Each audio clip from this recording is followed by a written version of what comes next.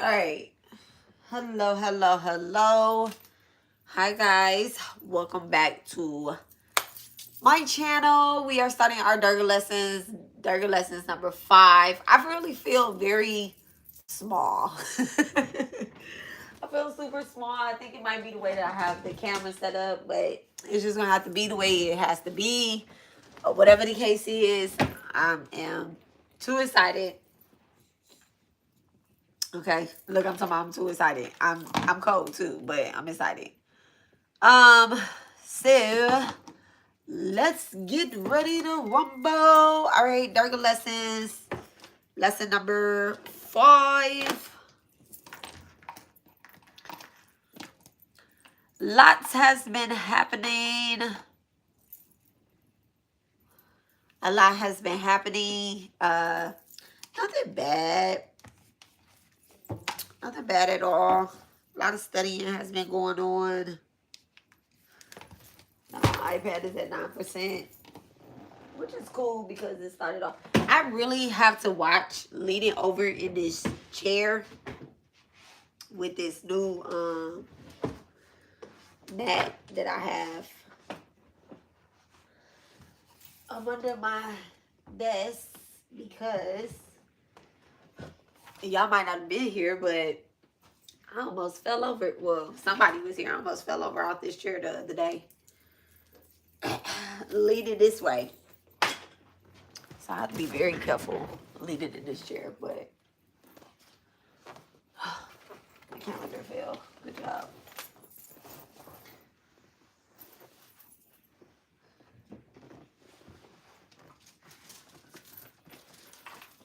I really need to move that piece of mail because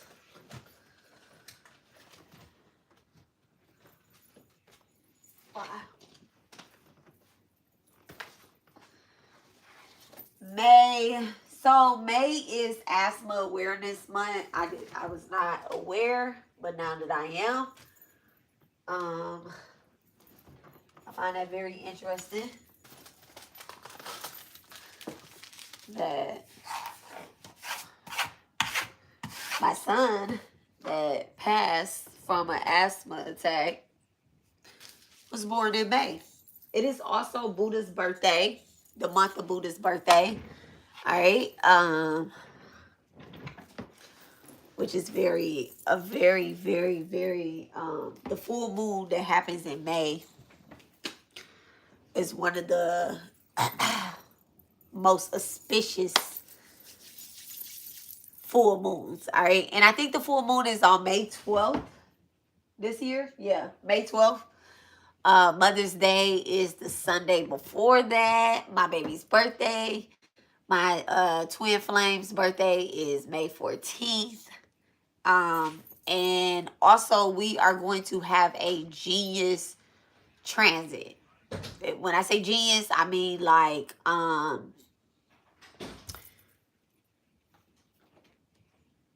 hidden knowledge that you had access to in a past life, in a previous birth, will be brought more to the forefront. So that transit is basically happening now.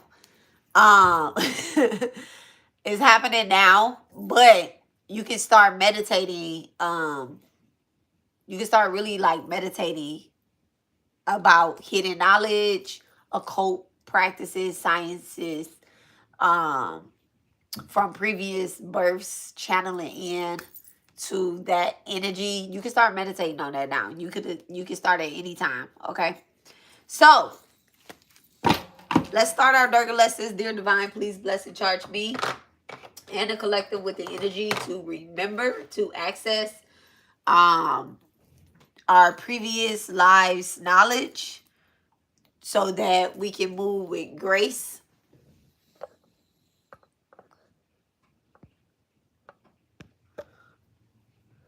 So that we can move with grace, forgiveness, obedience, discipline. Everything that is above is below. Everything that is hidden is on the outside. Everything that's on the inside is on the outside, all right? I'm asking that you block out any interferences between me and the collective. All right. And continue to expose me to your knowledge so that I can share for the spiritual benefit of all. Jama Kali, Jama Durga, Bauta Sri Saeed, may peace be with all. Salutations. 109,000 times more. All right. So we are on we are doing the DV Sutra. All right. So we have gone through 1 through 13. All right, we have broken down the vowels between 1 and 13. I'll go ahead and read them to you guys, right? Anybody that's not speaking English, I'll put you in timeout. You can come in whatever time we speak English over here, okay? So if you have anything to say, please do not distract us with any other languages. Straight English. I'm just going to erase the comment. I don't know what it is. I don't know what it is. We're not going to play. All right? We're not playing. Anybody that comes with any weird comments, you're going to get blocked off my page from the very beginning. From the beginning to the end. All right? No, nothing is allowed over here. I don't want you guys to spell yourself. I don't want y'all to spell yourselves by trying to manipulate my energy, thinking that you could try to manipulate my energy, and God knows all languages. And so I don't want to do any return to senders. At the end of the day, it's my ancestors, it's my divine team that's going to hit you with any return to senders. It has nothing to do with me. And I don't feel like getting the blame for you experiencing your own karma for trying to do something to me, and then you're experiencing karma, and then you want to try to play in my energy all week, okay? Because you're experiencing some karma, and you're going to remember what you said to me, okay? I don't have no problem with anybody, and I'm really being honest and truthful when I say that. I don't have any problem with anybody, but I just don't. I take spirituality very serious. Ace is trying to play peekaboo with me. You want to play? I take spirituality very serious, and if you can't do that, ha ha ha ha ha ha, that's your karma, not mine. All right. So let's go ahead and get started. I'm going to read what we have already covered. All right. We bow to the great goddess, to the energy of infinite goodness. We prostrate with hands together to nature, to the excellent one. We bow to the reliever of suffering, to the eternal, to the embodiment rays of light. We continue to bow to the goddess who manifests light, to the form of devotion, to happiness. We bow to the change, to perfection, to dissolution, to the wealth which sustains the earth.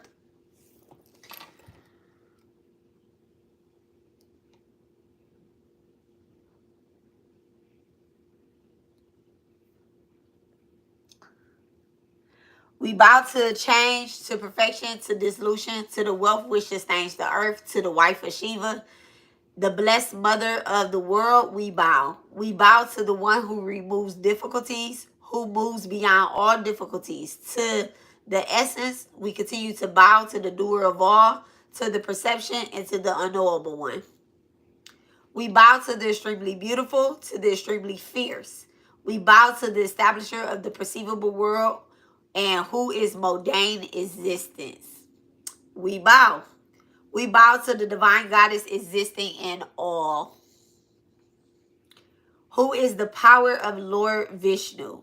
We bow to her. We bow to her. We continue to bow.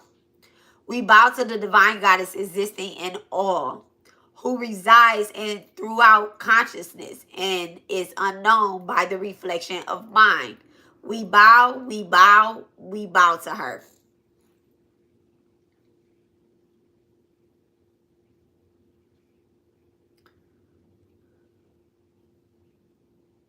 We continuously bow.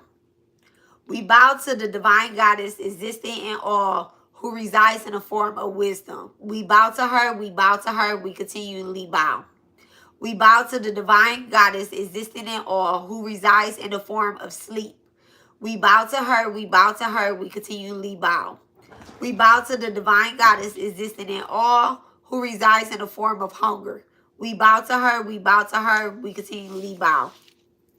We bow to the divine goddess existing in all who resides in the form of the shadows of real beings.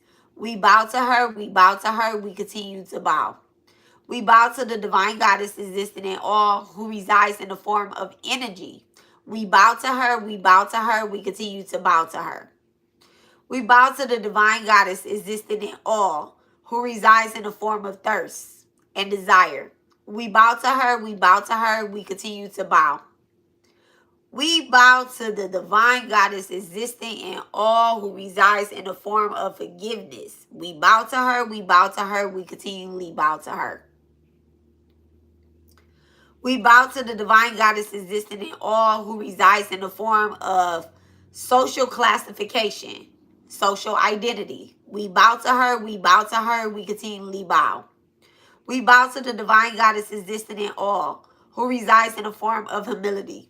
We bow to her, we bow to her, we continually bow. We bow to the divine goddess existing in all who resides in the form of longing for peace. We bow to her, we bow to her, we continually bow. We bow to the divine goddess existing in all who resides in the form of faith. We bow to her, we bow to her, we continually bow. All right? So,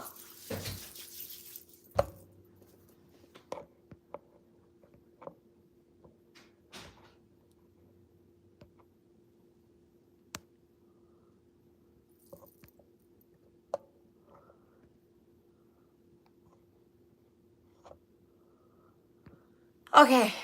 So, we are going to start at number 14.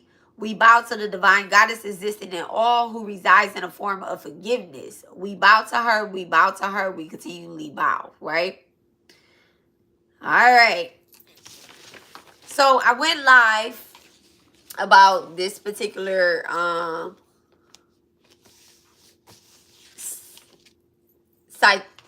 salutation, right? I went live about this particular one. We bow to the divine goddess who resides in the form of patient forgiveness, right? And I talked about forgiveness. I talked about how we have things that are in our lives that we necessarily have not forgiven, right? We think that we have. We have people in our life that we haven't forgiven, and some of us haven't forgiven ourselves, right? And so, one, I'm going to go get my charger because I took notes, and we're going to do a lesson on forgiveness. My phone is at a good, my iPad is at a good 9%. But I'm going to go get my charger and my iPad stand. Give me a second. Girl, why you never ready? For as long as you took, you better look like Halle Berry or Beyonce. And then we get married. I bought my beat to the stand because my beat is better.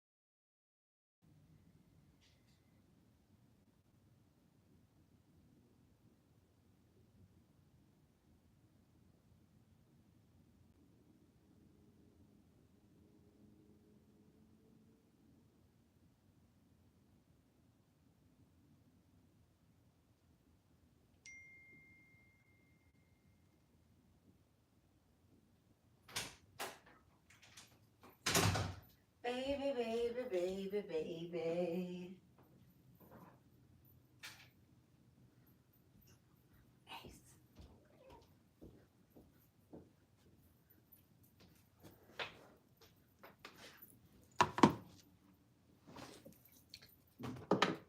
All right, let's see.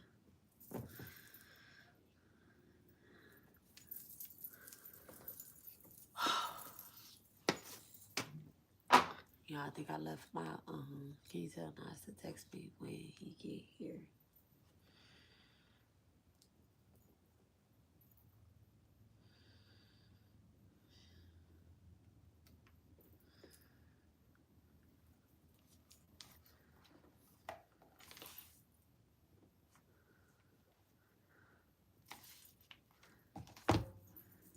It's so silly. All right. Let's hope that this works. Okay, it's charging. All right. So we're gonna talk about forgiveness, right?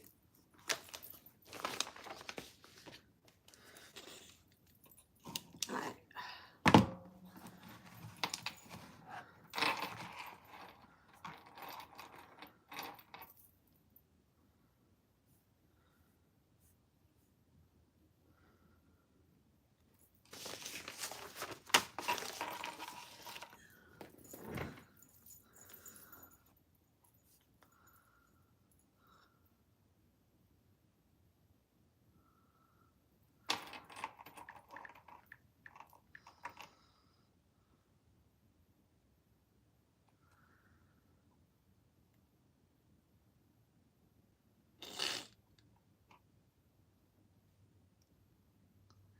All right.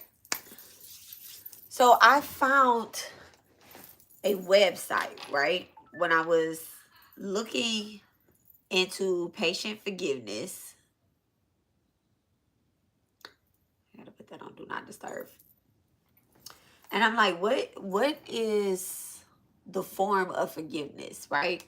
When it comes to the Divine Mother. I understand what it is that she how she wants us to forgive people, forgive ourselves, because the mother is always forgiving. Like as a mother, like it doesn't matter like what your kids do, you know, where it like just a mother as a woman. Like I just know women, right? Because I'm a woman, right? I just know that we are very forgiving. As we're talking, I am going to be I'm going to be wiping off my malas. Okay, these are sets of malas, but they're not just a regular smuggler. I don't want to say regular smuggler because no mala is regular smuggler, but I ain't even about to explain. If y'all see me doing this, I'm doing this for a reason. Okay, wiping them off. I had them soaking and cleaning for the last couple days, and I let them get energized overnight, and the ghee. That's how you moisturize them. That's how you charge them up on my altar. And so I am doing 2 tasks in one. Usually I will have them on my neck, but I am completing 2 tasks at one. All right. So what happens when somebody dies and you're holding a grudge, right? What happens when somebody passes away and you're holding a grudge? Then do you feel free? Do you feel like you accomplished something? Like, do you feel as if like, well, whatever the problem was, I can no longer, address it. I'm not going to be angry with them. But what if they did something to offset your mind state? Or what if it was like a parent and they raised you some type of way and you're holding a grudge and now they're no longer here. They're no longer on this earth. And so it's really like, how can I how can I resolve what it is that happened to me while I was holding on to this grudge, right? Or let's say that you have, I'll give you guys a great example, right? Woman, their father abandoned them when they were younger. They have trust issues. Their father, did something or whatever the case is. They have masculine trust issues, right? Or let's say that their father was a railroad. Nah, I ain't even gonna say that. Let's say their father was a bricklayer, right?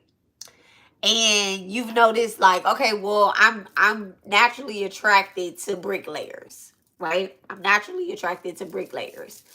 But that now the type of men that you're attracting, they're bricklayers, yes, but they don't have any time for their family. You're very understanding, but they're also not, devoted to the family life. Your father wasn't either, so this is the type of person you are. You start going to some type of therapy or counseling session, and you're like, you and your therapist, y'all put it together. You're like, oh, okay, well, I'm not blaming your father, but your therapist starts telling you need to forgive your father, because you're letting his actions control and determine the type of person that you attract, when that's really not, you don't even like bricklayers, okay?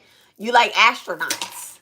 You get what I'm saying? You like scientists, you like doctors, but you like, nah,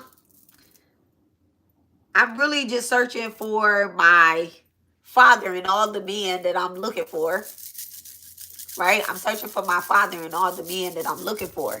And so, I mean, you don't say it out your mouth, but essentially that's what you're doing, right? And then your father dies. Your father dies, and you have this awakening one day where you look at this person and you like, now you forgive your father for not being there. You find some peace with it. But now you're with a bricklayer and you looking at him and you just like, it's not that I dislike you. It's just that I want more out of life, So you start talking to this person, and this person is also saying, you know what? I don't want to be a bricklayer. I never wanted to be a bricklayer. But this is just something that I had to do because in my past trauma, my past life growing up, not past life, but when I was growing up, these are the type of choices that I made. This is the career field that I went down. And I became a construction worker, a bricklayer, whatever the case is, right? But I always wanted to be a cook. I always wanted to, be a family man. I wanted to start a business with my wife or with my woman. I wanted to be married or whatever the case is, right? So now you and this other human, y'all at this point where they have family trauma, you have family trauma. Well, they have family trauma, you have family trauma, right?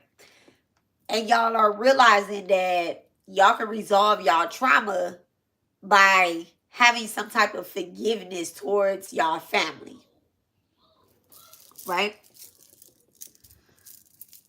There is not one person in this world, there's not one person in this whole universe that has not felt any type of resentment. At some point, everybody in this world has felt some type of resentment towards another. If not another, towards themselves. Oh, I should have, would have, could have, but I didn't. I should have did this. I should have did that. I should have did this. I shouldn't have did that, right? So, the divine, listen, y'all. When I say I took notes, I took notes, okay? I took notes. And this is the particular, they always gonna be here. Hey, Gabby. Hey, hun. They're always gonna be here. You can jump in at any point. And actually, this next sentence I'm getting ready to say, I can't even make it up. You said I gotta catch up right here. This is the sentence. You ain't gonna be able to read it because it's my handwriting. It says, you do not need to be purified. You do not need to be perfect. You can start wherever you are. That's the thing with Tantra. You can start wherever you are. This is the Divi Sukham. This is the Tantric path. Patient forgiveness. This is what the Divine Mother teaches us and makes us remember. The whole point, listen, y'all. All right. As I dug deeper into this particular vow, we bow to the divine goddess existing in all, who resides in the form of forgiveness, right? Patient forgiveness. That's the part that I keep leaving out. Not on purpose, but just my nature. Patient. Patient forgiveness. It takes time. Spirituality takes time. You don't just do a walnut bath and the next day you're like, bet. I ain't messing with that person no more. Right? You don't just do a walnut bath and be like, you know what? I'm all purified. I'm holy. I'm filled with the Holy Ghost. I'm telling you, the Holy Ghost don't even work like that. You go to church on Sunday, you catch the Holy Ghost. On Monday, you looking at everybody like, but you can't just stop right there. You get what I'm saying? You can't just be like, you know what? I forgive everybody. I literally came on here and I told y'all a story. I told y'all about how I had this thing with Aquarius placements, right? And it's wild business. It's wild business because I'm married to a Aquarius, right? I'm married to an Aquarius whom I have went through trials and tribulations with. But we made vows. We made vows that we're not going to face anything alone. We're not going to give up on each other, right? We are going to talk things out. Even if the relationship, right? The relationship was to, I don't know why I just heard the word dissipate. I don't know. I guess I need to write that word down and look it up. Let's look up what dissipate means.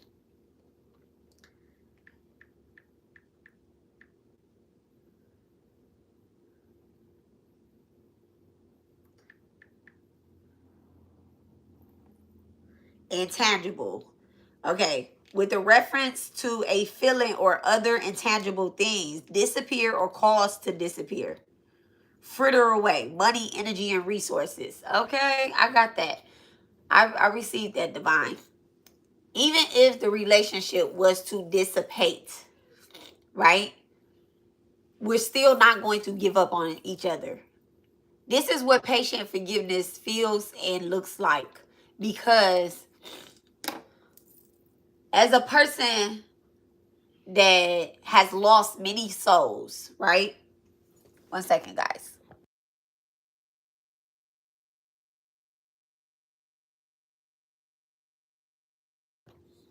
All right. The allergies is almost gone, baby. The not the allergies, but the allergies is almost gone. You know what? I'm speaking it into existence. The allergies is almost gone. So y'all just got to deal with me blowing my nose, on camera a few more times. It's okay. Y'all will live. I'm living. I'm coming back on for another lessons. Y'all be okay, right? It's cold as hell in here. It's a cold front coming through Houston. Everybody is happy but me. All right, I'm happy on the inside, but it's cold. So, as a person that has lost many souls, right?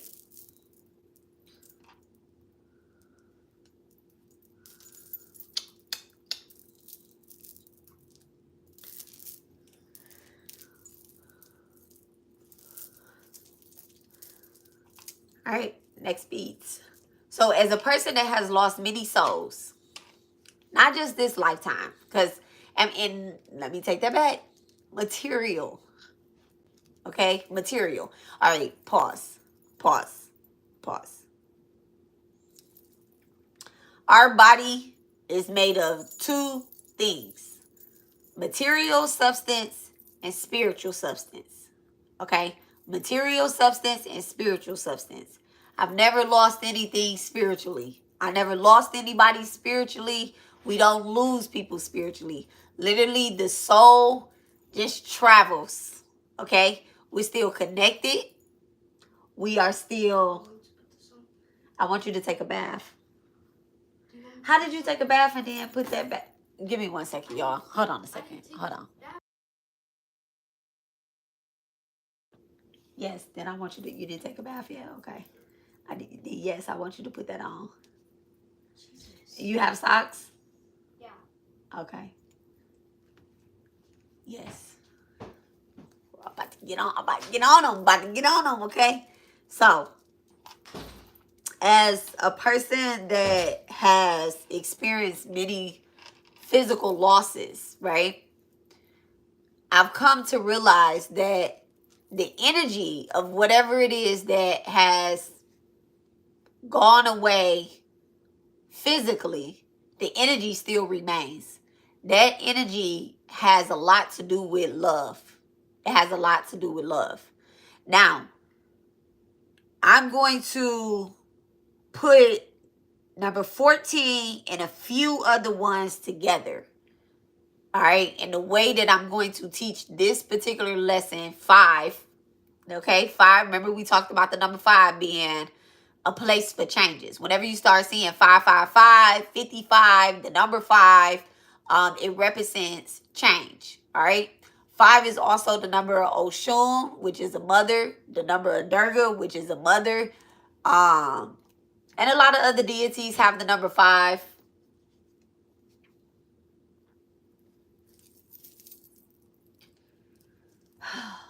Let's just see. Y'all know I got to get a book for y'all.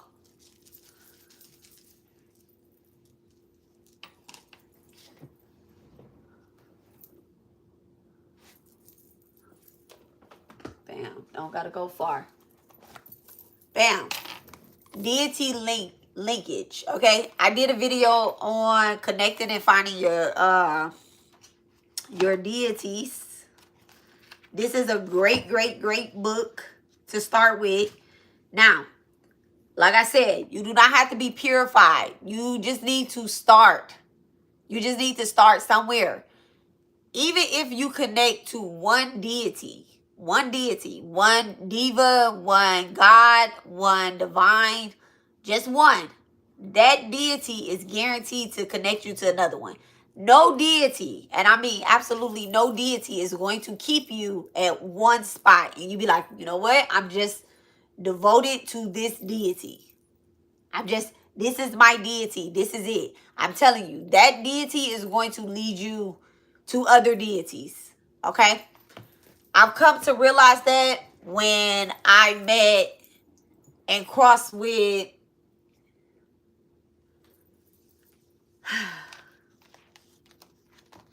I don't even want to say that.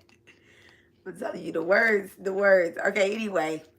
I realized that when I crossed with Eshu. As soon as I said that, he just popped up on this book, okay? And number 5 is at the top, okay? 5 and 9, all right? Thank you so much, all right? When I connected with Eshu, Eshu is the one that really, really, really, really not broke things down to me, but Eshu is,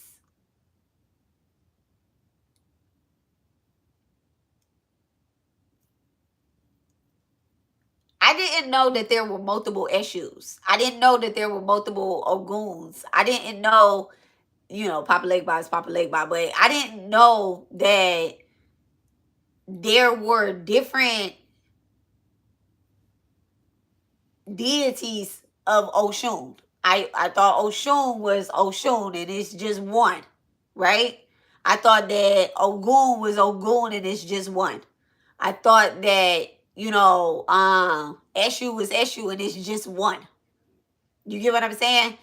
And as I experienced them,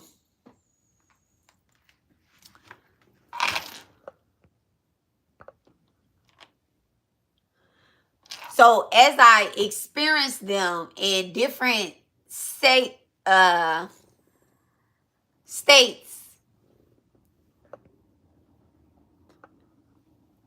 love it. I love it. I love it. Come on.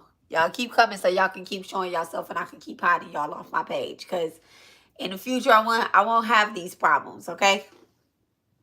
So as I experienced them in different states, Okay, mindsets. I realized, like, okay, and it's crazy because even there are, ooh, I'm just about to throw a number out there, but it's more, right? There's 300 million gods, right? There's 300 million demons as well too, because there has to be a balance. Okay, for every god there's a demon, for every god there's a demon, for every god is a demon. All right, and so as I was experiencing these different divine energies, they were taking me, they were, this reminds me of the I think the card in tarot is the Six of Swords.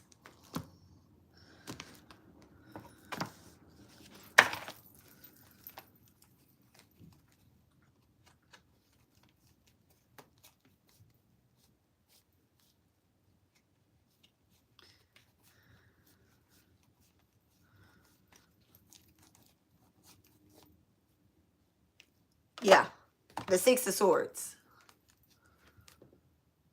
All right. This is this, whenever I see this card, right, depending on what the energy is that's coming through, right? Look at that, the Hierophant right behind it. So whenever I see this particular card, the Six of Swords, this gives me a spirit guide, right? This definitely gives me a spirit guide, and this is either me or this is either me. Either the child is me or the person is me. This could be the divine mother and I can be the child. This is just a guide. It's a guide. So whenever I see this card, depending on the type of energy that I'm reading, I would feel a spirit guide. I would see a spirit guide. I would know that they're leading me to another. They're leading me to another, right? Now, let's get back to the number 5, right? So the number 5, Apollo, that's my dog name. Apollo, Hermes, Nabu, Thoth, Orisha, not Orisha, Oshun, Ganesh. Okay, Ganesh is the god of wisdom, knowledge, and new beginnings. Um,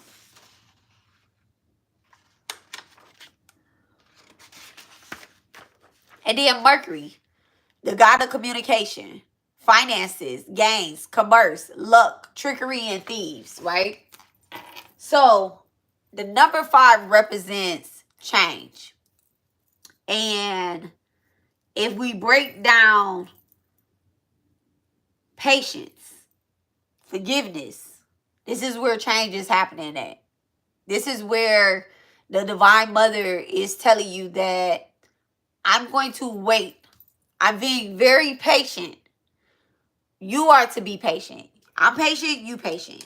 Okay? I'm teaching you patience. I'm teaching you how to wait for some type of relief. Now, let's get into it.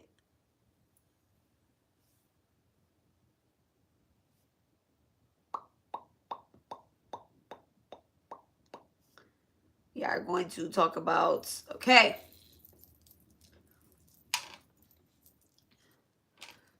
how do you forgive somebody?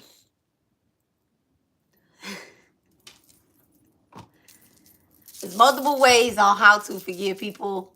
You just have to do it the way that best suits you, right? How do you forgive somebody? How do you forgive yourself? And then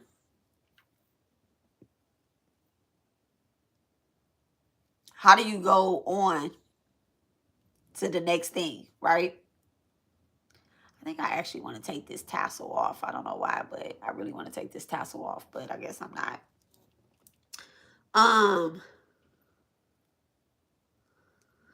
The tassel on Malibis, it kind of represents it represents the lotus of Shakti.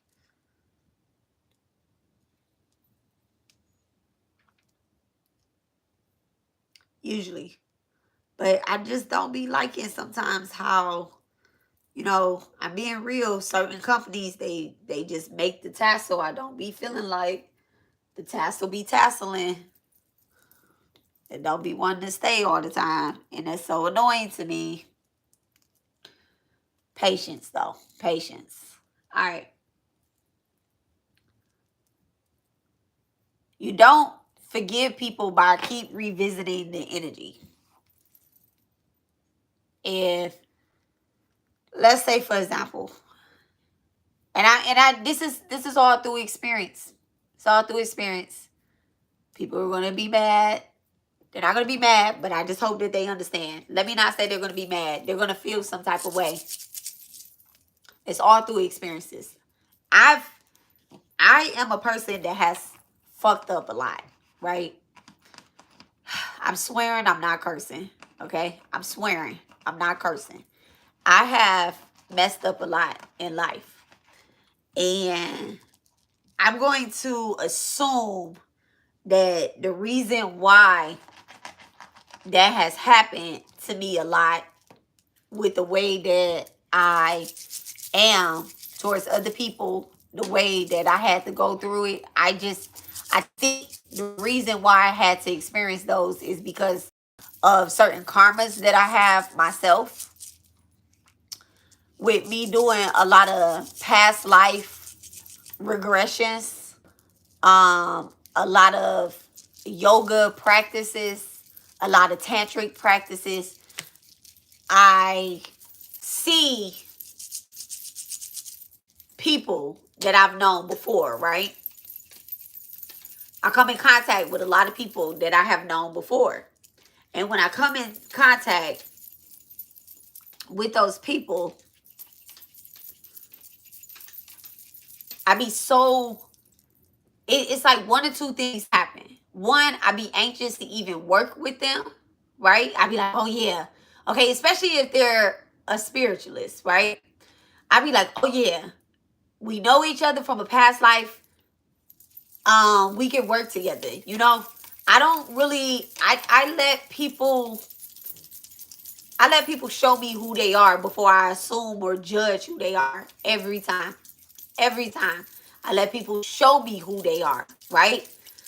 I don't take what happened with anybody else first.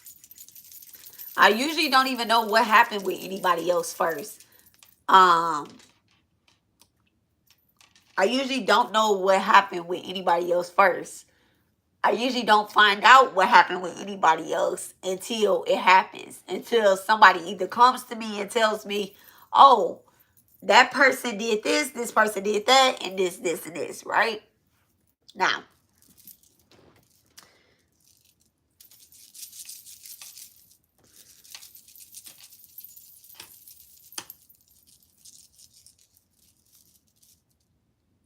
real forgiveness means severing the bond of attachment to your own hurt feelings. What happens when you let go of hurt? You feel lighter because the burdens have lessened. You feel your heart expand beyond itself, and the expansion frees you from the weight of your former resentment.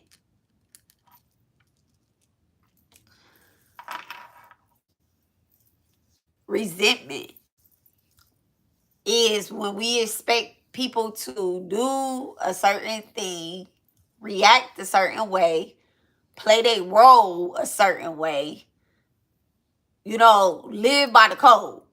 Live by the code. We hold on to resentment, right? When they fail to do what they said that they was going to do. When they failed to do what they said that they was going to do, right?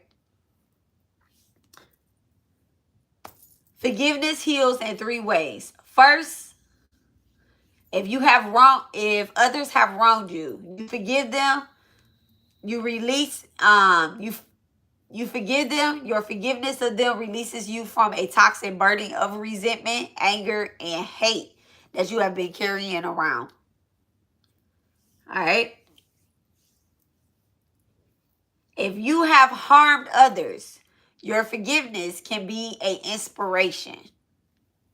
Okay? If you have harmed others, your forgiveness can be an inspiration. All right. It can ennoble you to its goodness and free you from any burdens of guilt. And it makes you want to be a better person, like the one who forgave you. All right.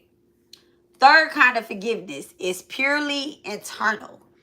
If you have harmed yourself by failing to recognize your own worth and have lived and your own worth and have lived your life in self-destructive ways, the forgiveness of self is a great healer and a doorway to a better life. Right?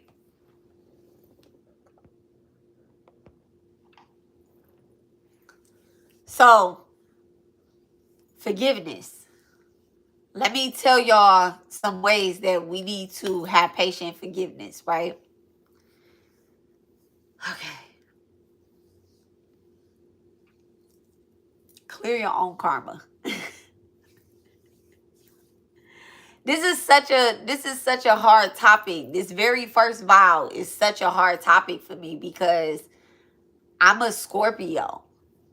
My grudges be held for lifetimes. Okay, for lifetimes. And this particular lifetime, I'm coming into an awakening by doing my spiritual practice, by teaching. I am coming to an awakened state that I've been holding grudges for lifetimes against people for the way that they have treated me, the way they have treated my family, the way they have treated my other students, the way they have treated my friends, my past lovers, my future lovers. I'm holding grudges. You get what I'm saying? And as a God, if I want to return back to my godhood, right? I can't do that. I can't do that because those particular people, what if I hold this grudge and then the next lifetime they born as my child, right?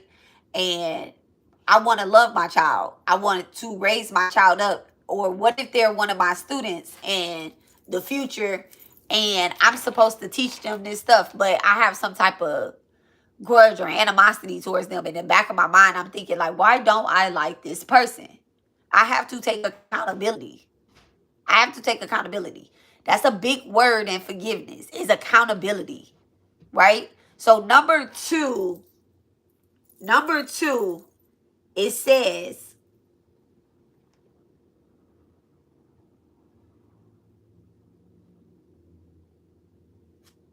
no, number three, forgiveness is purely internal. If you have harmed yourself by failing to realize your own worth, that one, accountability, failing to realize your own worth.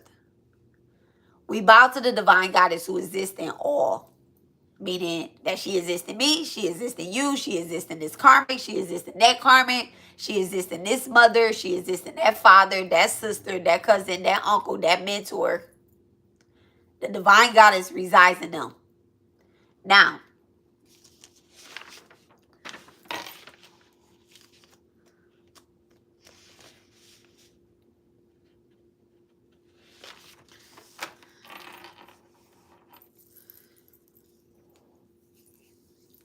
number 7. So we on 14. We gonna chop that in half, right?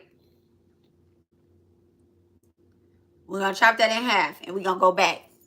All right. So whenever we have astrology, right? You got a north node, you got a south node, they sit on the same axis, right? So 7 and 14 sit on the same axis. They right across from each other, right? If we got a chart, they're going to be across from each other. We breaking it down for real, right? So number 7, it says, we bow to the divine goddess existing in all, who resides throughout consciousness and is known by the reflection of the mind.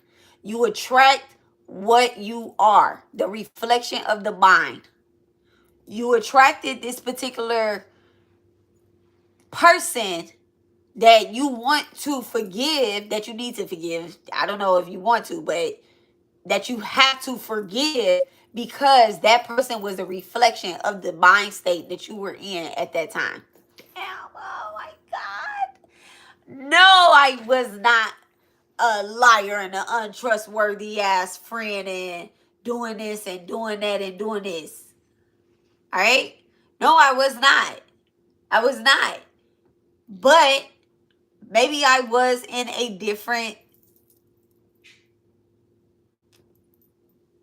I don't know if the word is perspective, but like maybe I was in a different way, right? In a different way. Maybe it's something that crossed in your mind at some point that told you that this is not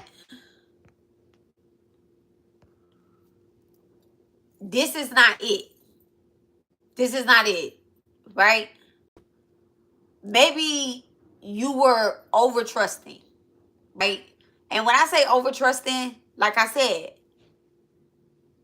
you allow people, well, not you, but I allow people to show me who they are first before I tap in with my mind's eye. Yes.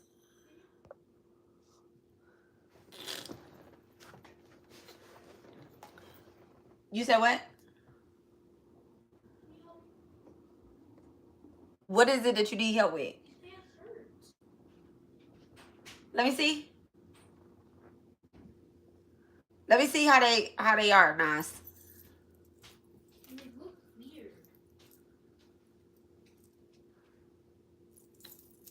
Come this way. How can I see you? Don't go that way.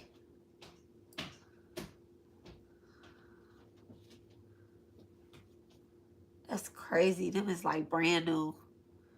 All right, put on some different pants. Find some pants that's bigger. You must have got taller by accident. Don't I have a Minecraft shirt? Yeah, you can honestly pick out whatever you want to wear. You don't. You just pick out whatever you want to wear. Just make it look right though. Go ahead. I'm doing these lessons.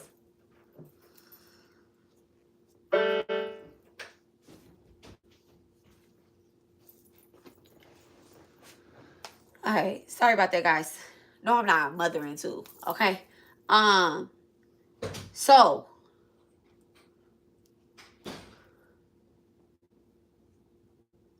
in order to have any type of spiritual victory, we must forgive. We cannot hold on because when you hold on to what you feel is unforgivable, we're doing things out of revenge. We're doing things from a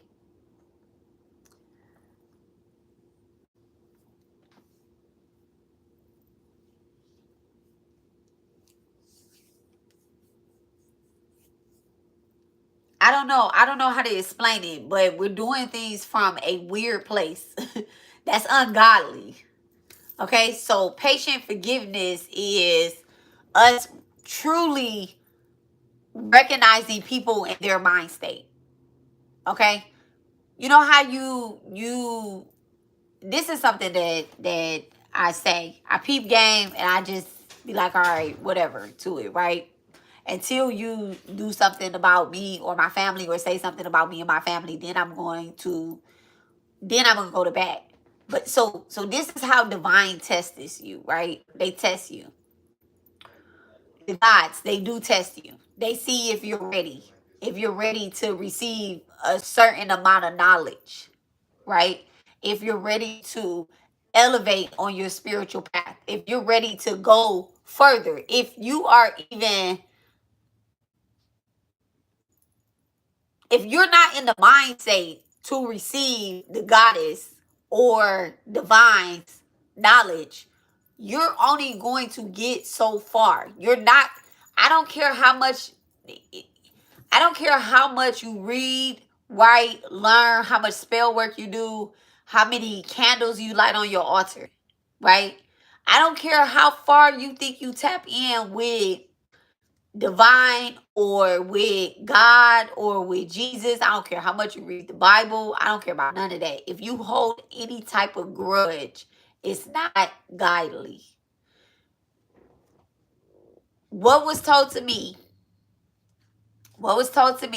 is that, you know, I've been wanting to do these lessons. I've been wanting to do the Mahavi lessons, the Durga lessons, different types of goddess lessons, different types of God lessons.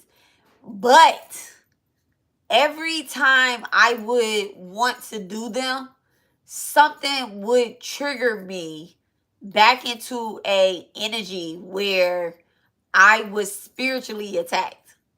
Okay? Back to the energy where I felt like I would have to defend myself. Like, because what does that got to do with anything? Where I would have to defend myself about my family, or I would have to defend my family. Let me not even say myself. I would have to defend my family. I would have to defend my spirituality. I would have to defend, like I just was on a defense about things. Like, well, I learned this, I learned that, and da da da da da da da da da, and I've been doing this since that, or this person was are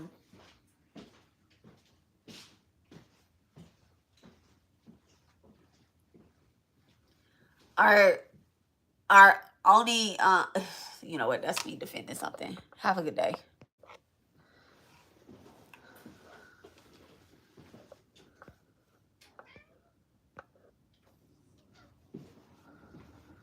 You too. So be safe. Love you. Yeah, be safe. Love you. This is good. That's better. So much better. You want to go get Isla? I mean, you picked out the outfit, so how is that my fault? I wasn't blaming nobody. Do you want to go get Isla? Do you want to walk over there and get Isla, or do you want to go get your phone? Take your phone with you and call her. Or do I want to what? You want to wait for Stacy to drop her off? I can go get her. Okay, go ahead then. Call her. You have your phone? Dad. Yeah.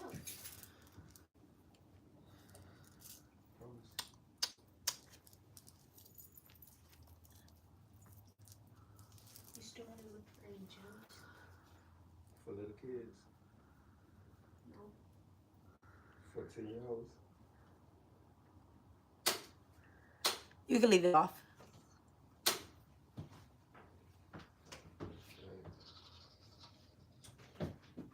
Shirt in the back. Okay, grab your phone and walk out with your dad. Oh. Trying to look, you got what I have on, but Right, y'all look like twins. what you want to have on a green shirt? I had on a green shirt before y'all both had on green I shirts. was dressed before both of y'all technically, so whatever. If you want to be my twin, just say that. You was still laying down when I left, remember? Because I turned the light off and you didn't. Do you? If y'all want to copy me, just do like that. Oh my I goodness. understand, you know. Oh my You goodness. gotta copy the pros because. All right, we can just all be triplets. If you have haters, that means you're doing it right. That does not mean that. That does not mean that. He's talking about if you have haters, that means you're doing it right. I'm teaching patient forgiveness. Okay, help them. I'm trying to. I'm trying to. Then my husband's about lead by example. I'm like, I'm trying to. Okay, listen. All right, back to the lesson. All right. So every time I would want to teach on these lessons, because this is what I was doing before I went through a dark night of the soul. I'm going to call it a dark night of the soul. I was literally teaching lessons, okay? Not just teaching lessons, but you know what? I shouldn't even be doing that either. That's crazy work. Let me just get, oh goodness.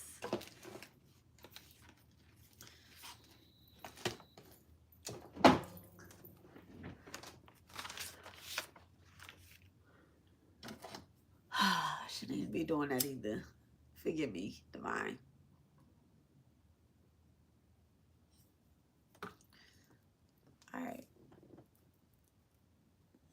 I'm learning. I'm learning. I'm getting it. I'm getting it together. It's not gonna happen overnight. All right. So before every time that I would get ready to do these type of lessons, I would literally get hit with a distraction. A distraction that would try to remind me that you have not forgiven yourself, you haven't forgiven others, or whatever the case is, right? Even before I started these lessons, right? Before I did lesson number 1, we on lesson number 5. Before I did lesson number 1, I could feel my energy getting tampered with, right? It's like somebody received a download or something that I was getting ready to. I am in control of my future and I am succeeding. Thank you so much for the confirmation. I am, okay? Listen, I have affirmations that come up on my phone that say I am in control of my future and I am succeeding. So listen, I would get a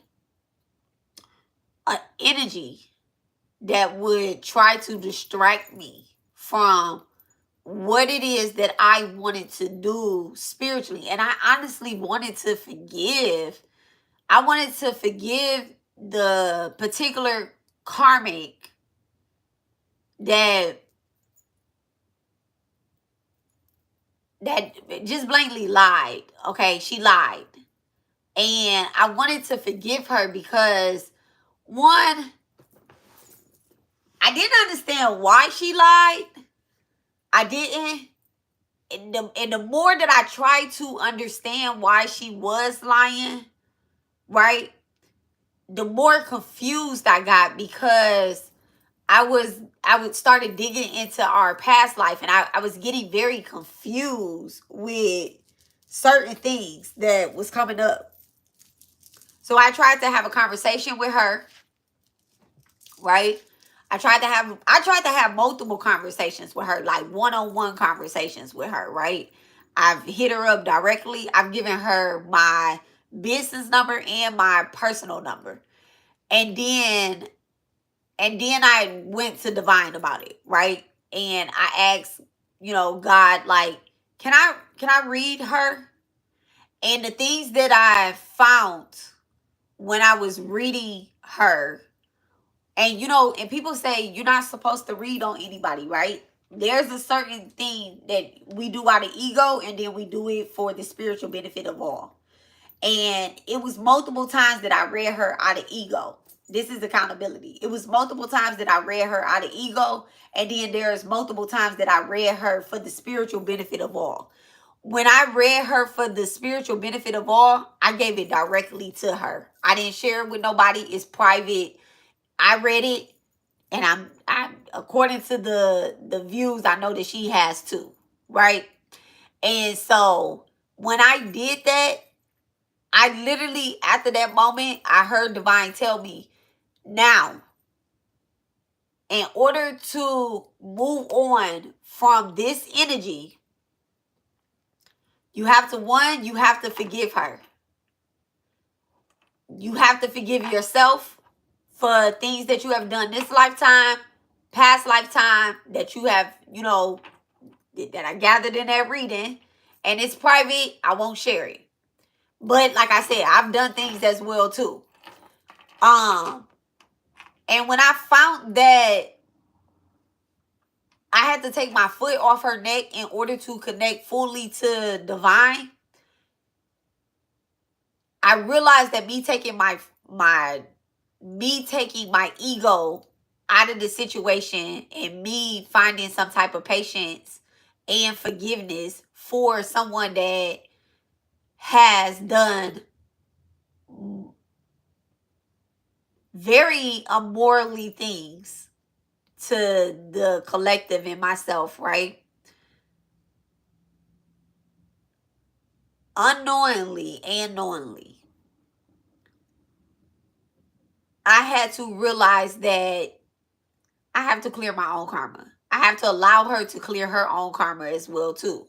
So I have to have some level of forgiveness, right? Because if I don't have some level of forgiveness and I place myself as this ranked spiritual being, I am essentially destroying what I'm trying to create before I'm able to create it. Patient forgiveness, okay? So if you look at yourself as some type of ranked spiritual being, right? I don't care what you look at yourself as. You could be a high priestess, you could be a star seed, you could be an earthling, you could be an alien, you could be 3D, 5, 3, 4, 7,000D consciousness, right? If you place yourself above just a human being, right? And your consciousness above a human being, and you know that you're out here to heal a collective, you have to find a level of forgiveness for those that have harmed you in the process. It is not our job to call judgment, right? To deliver judgment. It's not our job. It's not our job. It's not our job. It's not our job. Our job is just to serve for justice. Okay? Hey, boo. Your mom was already on the way? Y'all just went that quick? Dad drove me. Oh, okay. Okay. Hey, girl, hey. Y'all having couches? Yeah. You like it? This one rock. It rock. It's fun. Oh, let me see your nails. Oh, those are cute. Thank you. I like that. Look at those. I like that. I see. They're just white. I wanted white tips, white on white too. I like those though. Let me show my collective. Y'all look at my baby nails. They're so cute. Aren't they cute? Those is fire. But at the start test, I peeled off the bow in this one, and I took off the white in this one. Oh, that looked like a design though. It's cute. Ace, they match you. Don't be looking at her up and down.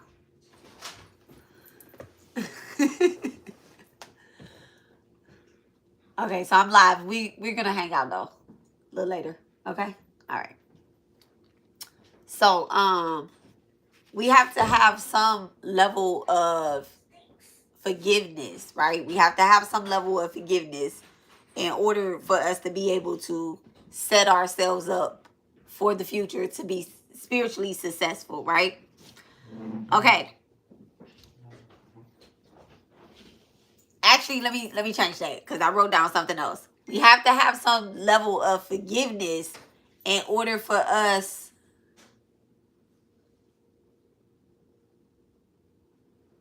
to actually fulfill our spiritual birthright. Okay? All right. So, patient forgiveness. Let's go on to the next one, right? We bow to the divine goddess existing in all, who resides in the form of social classification, the form of social identity. We bow to her, we bow to her, we continue to bow to her. All right? So we are in the Kali Yuga age, right? Kali Yuga is ran by Shani, right? Shani is the god of discipline. It's the god of discipline. And our job is to get close to Shani to get spiritual discipline, right? Now, the form of social identity. This is a real funny one, right? Because there we have, middle class, high class, low class, whatever the class, da da da da da. That's according to government, right? And it's based off of your finances, your income, right? How does that play into spirituality? Y'all have heard me say this. that most spiritual beings, they struggle financially, right? Because once you start doing certain spiritual work, you feel like I cannot keep up with my spiritual practice and work a job. I'm going through this, like it's a mindset, right? And so social identity, we have I just learned about this too. Introvert and extroverts and all of that stuff. I just learned about that type of stuff, right? And I'm not saying that it does not truly exist, because I'm not a I mean I that's not my lane. So I'm not even gonna cross paths and say that that doesn't exist, right? But I've heard spiritualists throw those words inside of spirituality. And I'm like, you're trying to classify people. Now, social identity. Social identity is if and let's break those two, let's break the words down. Social and then identity, right? Social is you interacting with others. Identity is how you're seen. It's a form of not verifying yourself, but essentially classifying yourself. Are you male? Are you female? Are you tall? Are you short? Are you brown? Are you white? Are you orange? Are you green? You get what I'm saying? That's how we identify somebody. When somebody is trying to identify me, they're like, okay, that's the light-skinned girl with blonde hair. That's very spiritual. A lot of people but I don't have to say I don't socialize with a lot of people, but even just being out, they'll see the aura of spirituality on me. Ooh, hands just started itching. They'll see the identity of spirituality on me, so they identify me as being social. Now, when we bow to the divine goddess of social identity, she puts this aura on us, right? Where now we are identified as the goddess now. We're identified as the gods that we're worshiping, that we are bowing to, that we are showing some type of devotion to. That's what social identity is. We bow to the divine goddess that exists in all, who resides in a form of social identity. So the more and more we bow to this particular goddess, to these particular deities, to these particular gods, these energies, the more the energy comes to us and is within us, where you look at me, you see Durga. You look at me, you see Kali. You look at me, you see Sri Sai. You look at me, you see Lord Krishna. Do you understand what I'm saying? It's so funny because, and I can literally look at somebody's features, not all the time, but most times, if a deity has crossed my path, I can look at somebody's features and I can see the deity in them. It's so many people out here, and if not their deity, right, I see their mounts. Like, for example, my Durga sits on a tiger, or sometimes you'll see her on a lion, sometimes you'll see her on a rooster, right?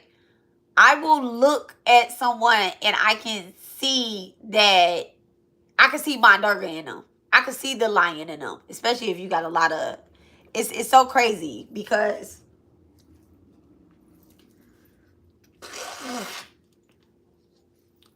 I'm strongly attracted. I attract a lot of people with strong Leo placements. I'm a Sagittarius. My Leo is in 10th house, right? Meaning I have a Leo midheaven. Leos are attracted to me. Back when, I never had Leo friends. I always had Aquarius friends, which sits on the same axis, okay? Zodiac axis, Leo and Aquarius they alike. They're the same. Okay? They're the same. Gemini, Sagittarius, they're the same. Aries, Libra, they're the same. Okay? Pisces, Virgo, they're the same. They have a lot of the same features. They have a lot of the same energies, right? But I realized that I'm attracted to a lot of Leo energy. Um, I learn from Leos. Leos learn from me. We have a very silent bond with each other, right? And it's because of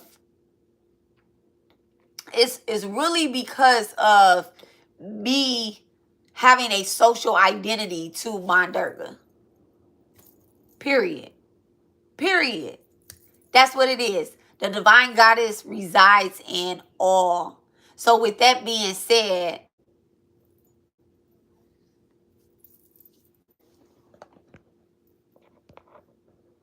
y'all y'all are so silly. So with that being said, this form of social identity, everyone keeps coming on my page asking me, am I Indian? Why? Why? Do I look Indian? If I look Indian, then I'm Indian. I'm all of it. I'm Indian. I'm black. I'm Jamaican. I'm all of it. I'm the divine goddess that exists in all. Yes. The divine goddess exists in me. I don't eat beef. You eat beef? Good for you. The cowless is taboo. Good job.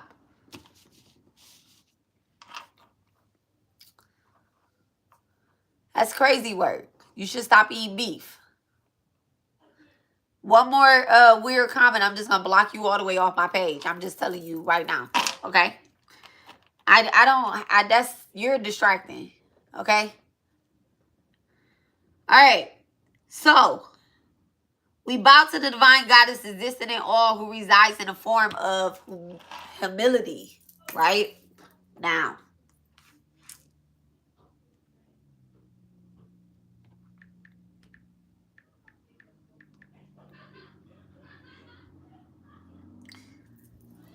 Modest or low view of one's own importance and humbleness, right?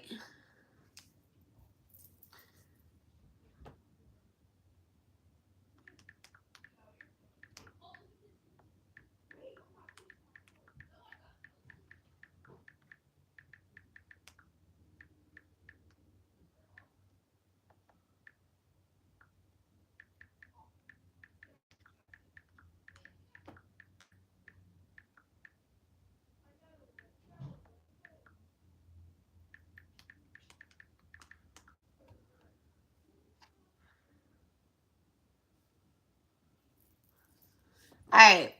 So, humility is a virtue and is often seen as a key characteristic of spiritual growth and connection with the divine, acknowledging our limitations and vastness of existence. Okay? So, humility is considered a crucial virtue and is often associated with bowing in reference in reference before God, right? So,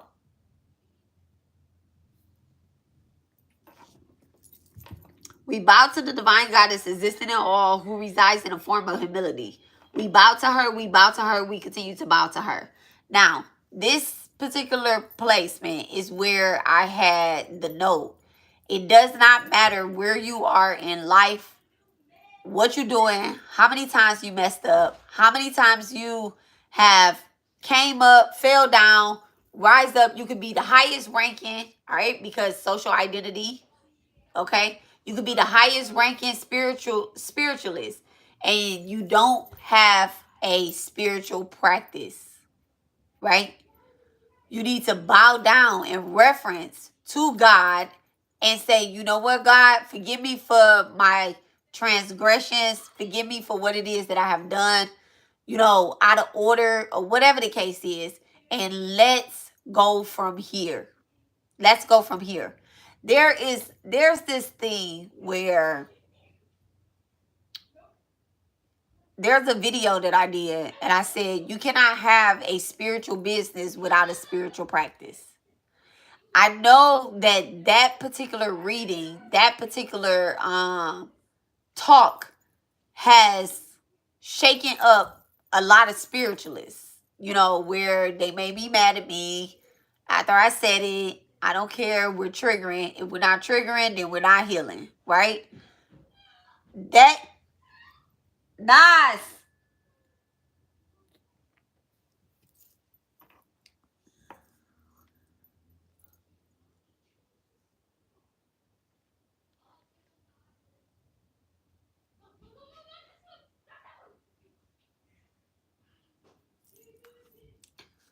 So that particular video, when I did that, I understood what I was talking about, but I didn't, because even after that, there have been times that people have tried to humble me in a way that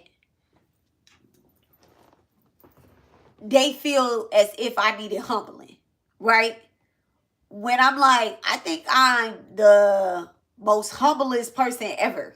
I come online and offline, right? But when I'm online, I tell y'all when I mess up. I tell y'all when I've done something that is unorthodox. I correct myself, because I'm not a person that really, like, I care about how people see me, right? But I care more about how God sees me. And when I'm told to correct something that I said or something that I have done, I just be like, you know what? Let me just go ahead and correct it. Because the more I try to hide from it and run from it, it shows in my social identity. It shows in my social identity. When you are not humble, you don't see God. She's there. He's there quietly. But when you are not humble, you do not see God. You see a different energy. Okay?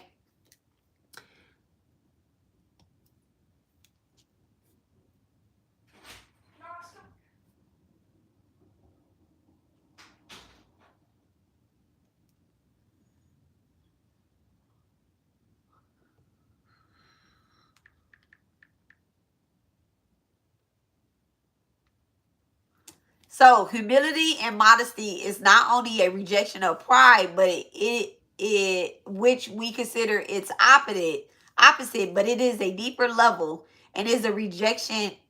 It is a deeper level. It is the rejection of a cause of pride, which is our feeling of inadequacy, the feeling unworthy, okay? Uh the I-ness, the minus, and all that stuff, right? When you say, my God, I'm doing this for me, all of that stuff, right? None of that is out of humility. I'm not doing this for me. We doing this for the spiritual benefit of all. Even when you come online and you're doing certain things and you're saying certain things like, well, I'm not doing this for social clout, or I'm not doing it for this, I'm not doing it for that. When in reality, you are. You know, you essentially you are. Because if you wasn't, wow. Very interesting with what I see. If you wasn't, then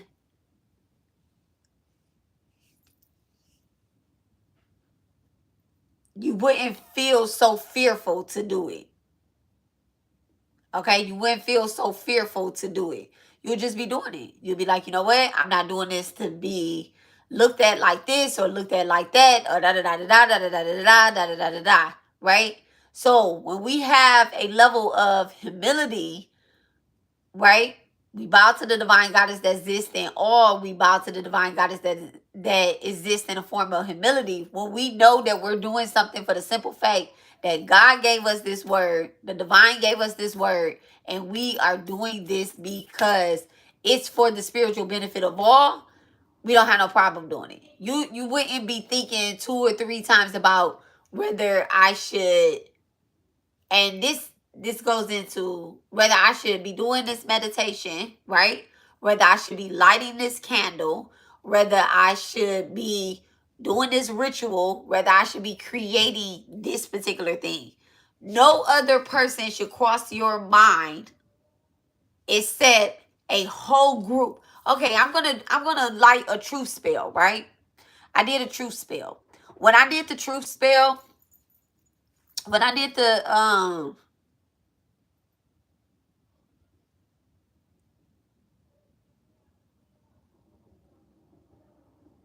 I'll actually tell you what my favorite Pokemon is when I'm done, because I do have a favorite Pokemon.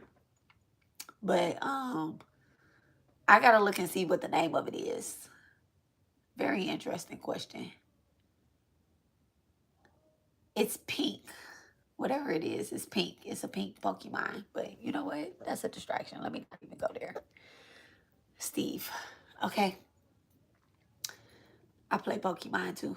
But anyway, so and hello. So when you are doing something, right? When I did the truth spell, and I was like, you know what? I want to okay.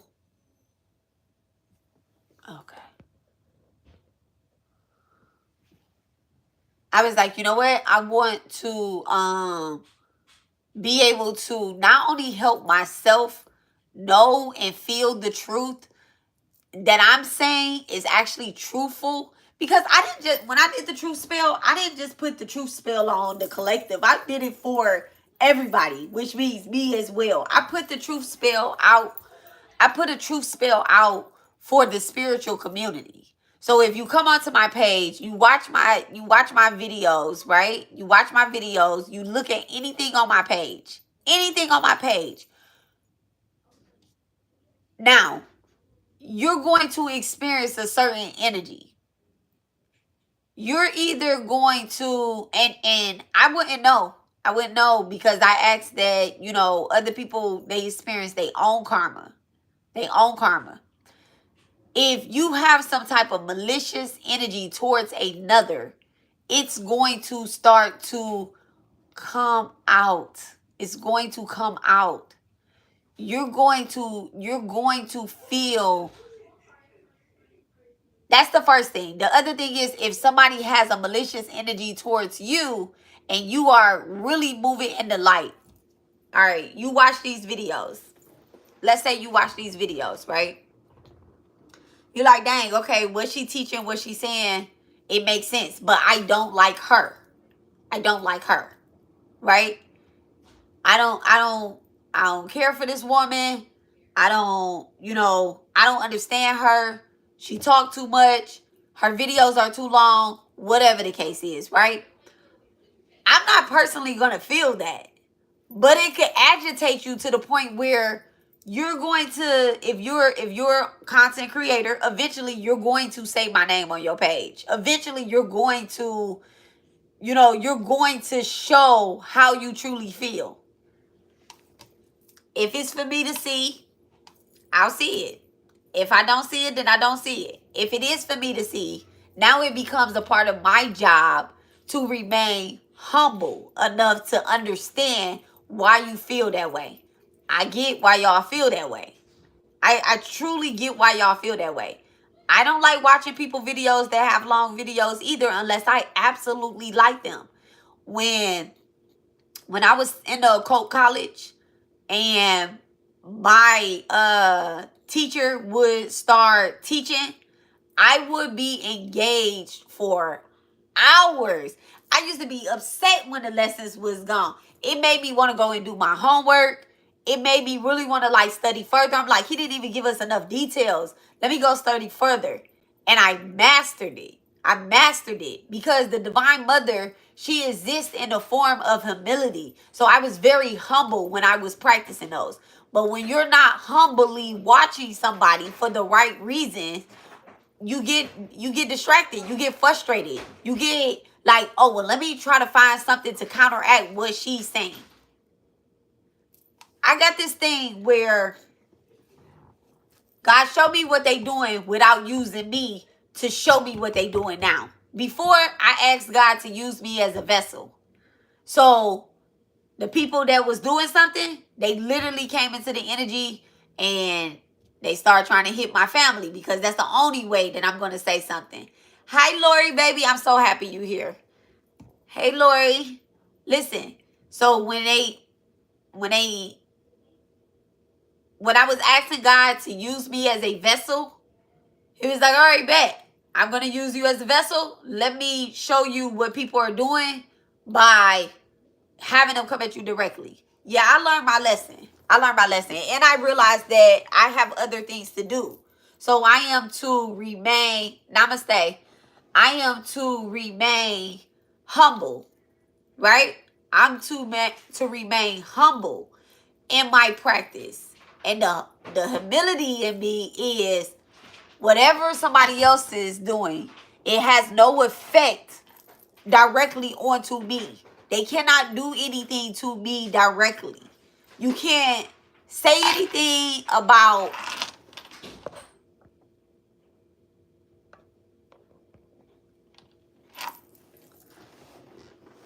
you can't say anything about you can't say anything about nobody to me and it really affects me, right? Because God, when I channel the Divine Mother, I'm channeling Durga. She has already shown me everybody that, not everybody, but for the most part, she shown me people. She shows me who, what, when. When I am dealing with Kali Mon, she shows me who, what, where, and when. You get what I'm saying? The goddess of time. She's like, it ain't the time. It ain't the time. And I had to humble myself and say, you know what? It's not the time. It's not the time to address such and such. It's not the time to address this person. It's not the time to address this person. It's not the time to address this person. These energies want you to rush and rush in and do something unorthodox so that they can prove to whoever their master is. Yeah, I said master. So that they can prove to whoever their master is, whoever their, person in at the time, whoever it is that they are dealing with, that, oh, she is not of the light. She is not truly trying to move closer to Durga. She's not truly trying to move closer to, Kali Ma. She's not truly trying to learn the Krishna consciousness. You understand? She's like this. She's like that. I don't know what you want me to say. I don't know what you want me to say. That's something that you're trying to prove to somebody else. But if you remain humble, I don't have anything else to prove. And this came about when I was having a dialogue with, interesting. This came about when I was having a dialogue with somebody and they told me that I do a lot of things out of ego. And I was steady trying to prove to them, not myself, to them, I'm not doing this out of ego. This is what it is. But then it's like spirituality does not happen overnight, right? It doesn't happen overnight. There's no practice, no divine calling that is going to be like, bam, you know what? You're a high priestess. Your kundalini is awakened. It's not. It's not. These are false awakenings that people are giving to you or trying to tell you that you're experiencing or whatever the case is, right? It's nothing. It's nothing. You can travel across the ocean, the mountains, the seas, and all of that. Unless you die, that'll probably give you a good thing, right? All good things take time. That part right there. That'll probably give you some type of spiritual awakening. And then it just depends on where you come back into your human mindset where you like, all right. Anyway. All right. We bow to the divine goddess existing in all, who resides in the form of longing for peace. Longing for peace.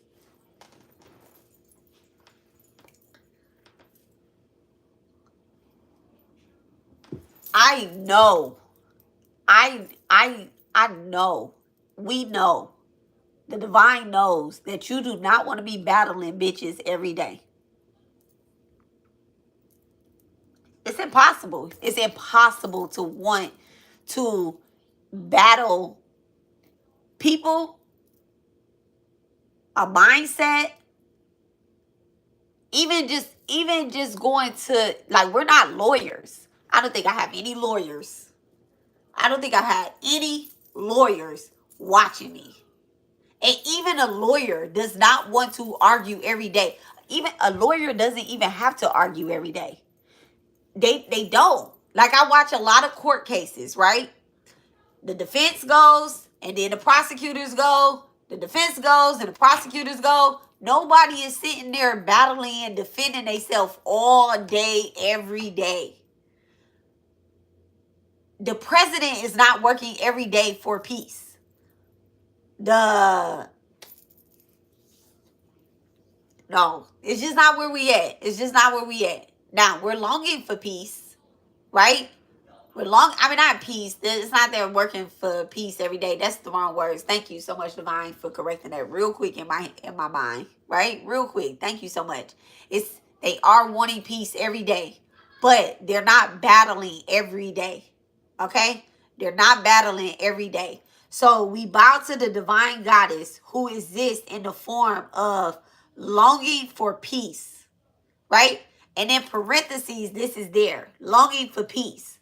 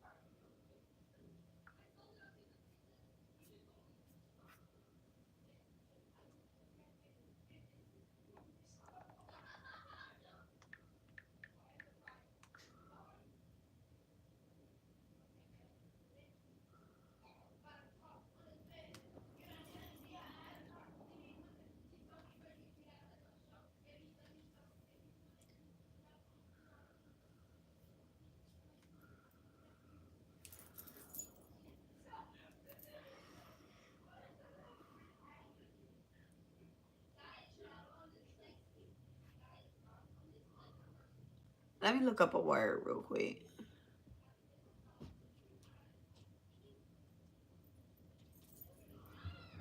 Tranquility. The quality or state of being tranquil, calm. Calm. You know, I know this might sound okay to some people, right? But it's not okay to me. But it sounds okay to some people, right? You know, we have in our spiritual community, we have people that read a lot of karmic energy, right? They read a lot of karmic energy. And when I'm looking at those people, which I don't look at, but I see them. I see them. See them? Okay? She resides in a form of, who resides in the form of longing for peace, right? But she exists in awe. So even those energies and those bodies that are steadily reading on karmic energy, right? Or they're I'm about to talk about the soul here. So you have some that nobody's souls leave their body.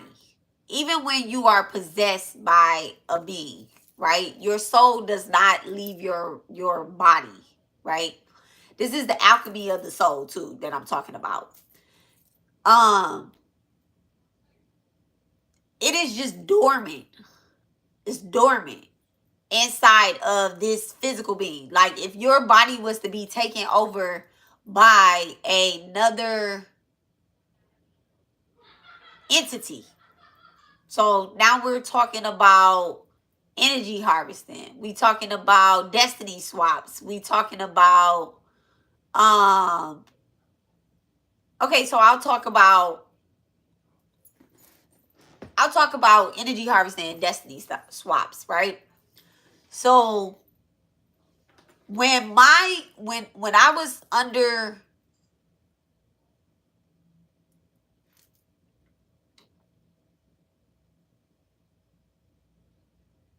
all right, let me not say that. Okay, so look, when I went to Haiti, right? When I went to Haiti, I bam, that's the example I could give. I gotta be careful about what you know what, I'm gonna tell two things. All right. When I landed in Haiti, right? From the time that I landed in Haiti, I felt okay, first we flew into Port-au-Prince, right?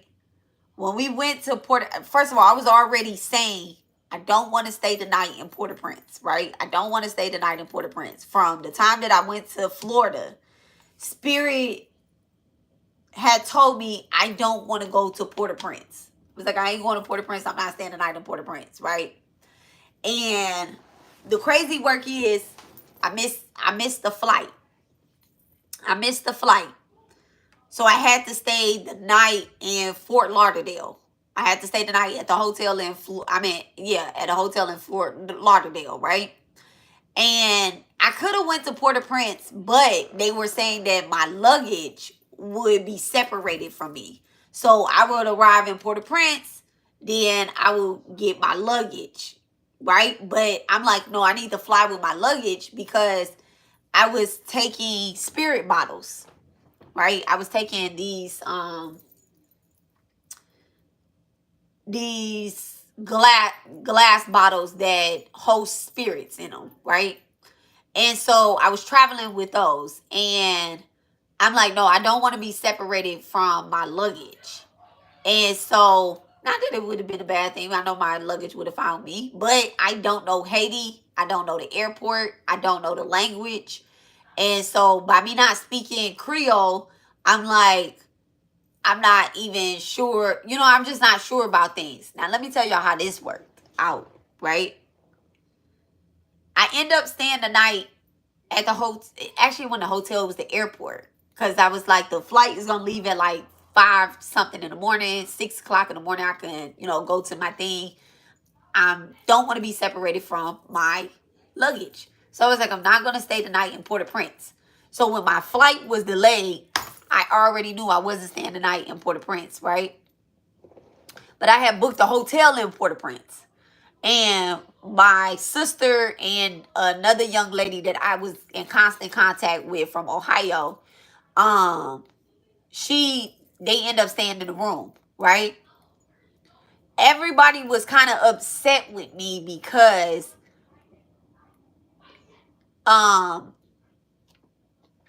when Mumbo asked me to bring these spirit bottles, when she asked me to bring these spirit bottles, I was like, all right, they gonna come in one piece. She entrusted me with this. I don't know why she entrusted me with this, knowing that it was 29 other people that could have did this, right? But she was like, I trust you and I want you to bring them. Okay? Jama Kali, Jama Durga. So, she was like, I trust you. I want you to bring the bottles, right? All right. And we talking about souls here. Longing for peace. When I got to Port-au-Prince, okay, first of all, when I was in Florida, this girl came and sat next to me. She came and sat next to me, and she started speaking English. And we're having a conversation. She was like, are you Robbie? I was like, yeah. She was like, I'm traveling with you. And I was like, oh, okay. She was like, I'm from not New Orleans. She was like, I'm from Orlando. And I was like, okay, bet. She was like, I speak Creole. So if you need anything, I'm going to translate it from you. Now I have my own personal translator with me that speak Creole, that's really from Haiti, right? Speak the language, but we traveling together. It's wild. We click like this. Still talk to this day too. Click like this, right? So we get to Haiti. From Port-au-Prince, we took a private, okay, Mama booked us a private flight. So, I mean, a private connection. So we taking a private plane now into, onto the mountain, right? Jacmel. So we taking a private flight from Port-au-Prince to Jacmel. From the time that I hit Port-au-Prince, the energy was like whatever, and I was already under spiritual attack, right? I mean, it was the beginning of it was slightly the beginning. It was very small. And when I say it was small, it was like the battle was just beginning. I was getting ready to experience it. Not only, it's so crazy what this instant is doing. Like, usually the air will make the instant just go like this. Like, but if I was to turn, which I don't want to turn my camera because I have stuff going on over here. It's just like, it's just frozen. It's just freezing.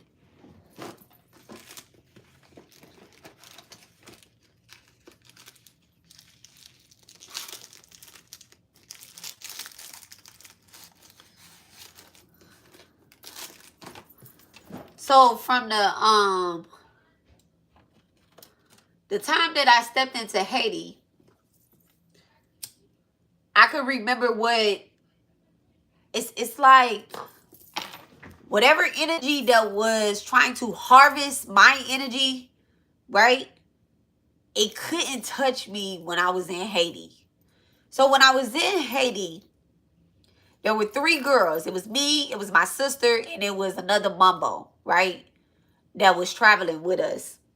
They had, which I later found out that this is called, in spirituality, this is, let me just look up.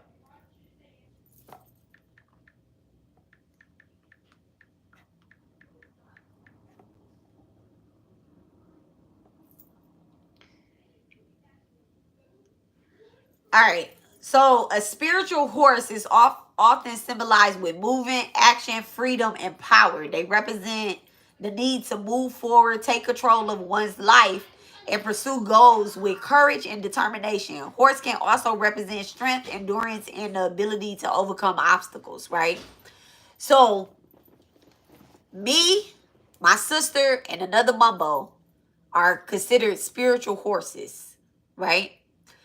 And I didn't know anything about this. It was just when we was in our lessons before we went to Haiti, because we didn't just pack up and go to Haiti. We actually had weeks and months courses of voodoo and hoodoo practices before we went to Haiti, right?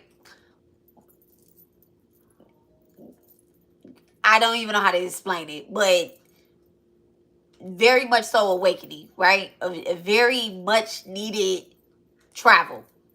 Like, I'm definitely going back to Haiti. I'm taking people with me. People going with, I'm not taking them with me. We're going together because y'all gonna go do y'all stuff. I'm gonna do my stuff. Whatever the case is. But we gonna link up. All right. This is Jupiter is the code. We got travels to do, right? So with that being said, we were already, I don't want to say we already knew that the spirit can jump. Okay? It's like the Holy Ghost. Okay? The spirit can jump into you. Divine. I'm doing these mantras. The spirit jumps in you. Right? It becomes over you. This is the divine goddess existing in all. Right? And when the spirit touched me, all I knew was peace. I didn't know nothing. I didn't know nothing but peace. Like, it was as if I seen how it was going to be after the war was over. It's like I seen the whole war play out, and then it was the end. And when I'm talking about war, I'm talking about like it was a spiritual war that had happened, and then it was peaceful. It was silent. The battlefield was silent. The bells have finished ringing. The drums have finished ringing.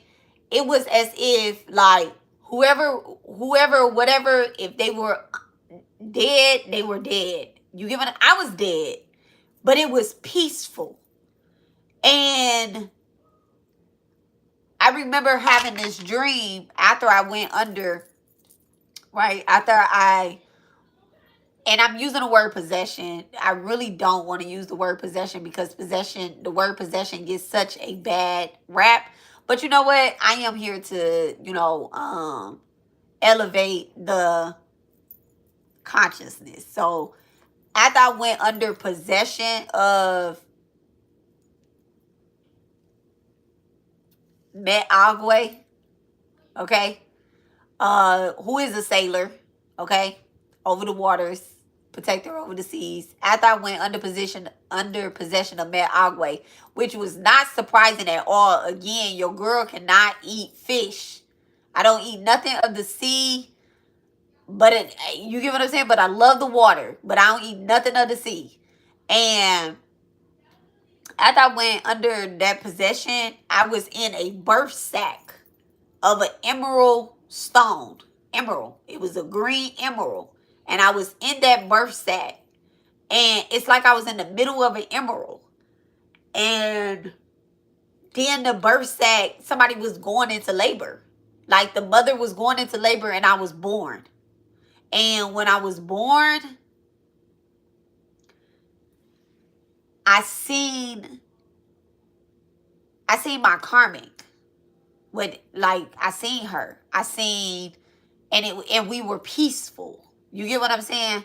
And I'm like, why is she here? But I didn't question it. But I seen peace. It has been so many times that I didn't see peace in a way where I felt sympathy or empathy for her. I seen peace in a way of it was just like, hey, like it's whatever. I seen our past life. I seen our present life. I didn't see a future life. I wasn't keen to, this is how it's going to be. But I can imagine that on this battlefield, when I say people were dead, I was dead. She was dead. He was dead. Everybody was dead. Unalived. Okay? It's giving the death card energy, right? And when I seen that, I still came back home. And I attacked that bitch 20,000 times after that. Who? I don't. Baby, we safe. He's somebody that don't matter. Somebody forgot to lock the door. We safe though. So I really did.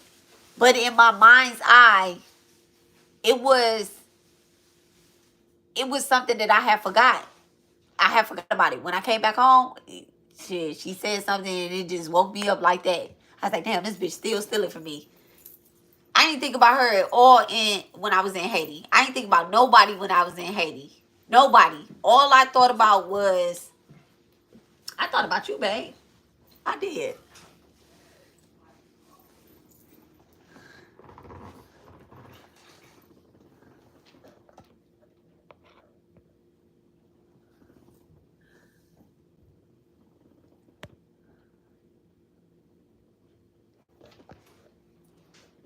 That person crazy.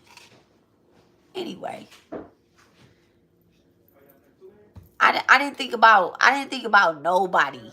I didn't think about nobody when I was in Haiti. I didn't think about nobody. I thought about how I could, and when I said I didn't think about nobody, let me change that up. I didn't personally think, guys, I didn't personally think about individual people.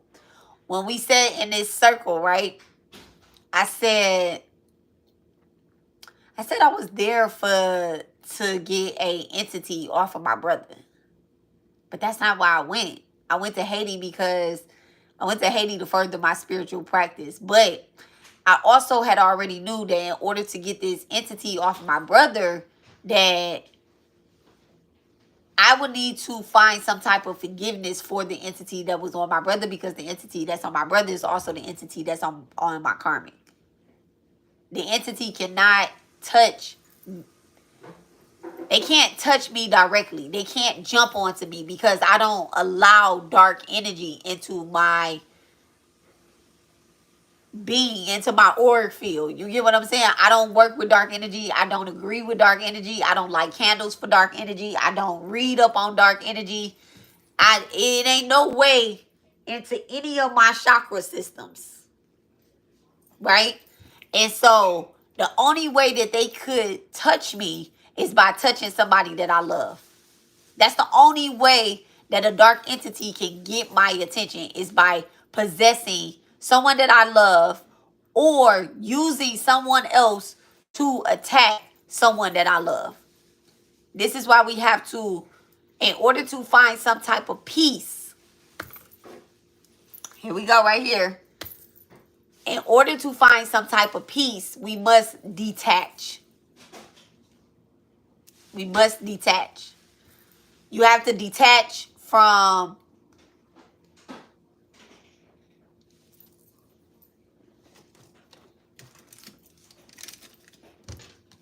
things that do not belong to you. People that do not belong to you. They don't belong to you. Even if you have that baby, it doesn't belong to you. That baby belongs to God. And when God say, I want that baby back, they go back. When God say, I want Robbie back, I'm going back. Nobody is solely responsible for anybody's birth or death. You're not responsible for it. Now, according to the government, you're responsible to take care of that kid. All right, you're supposed to take care of that kid. You had that baby, you better take damn good care of that baby. You're supposed to feed, clothe, all that. But spiritually responsible, you're only supposed to lead another into the light. That's it. That's it. You teach them spirituality. You show them by being devoted. You show them peace by remaining peaceful. If you show them chaos and warness, they're going to grow up and they're going to want chaos and warness.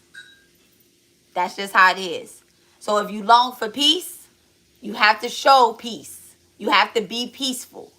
So, with that being said, on that particular lesson, it says, we bow to the divine goddess existing in all.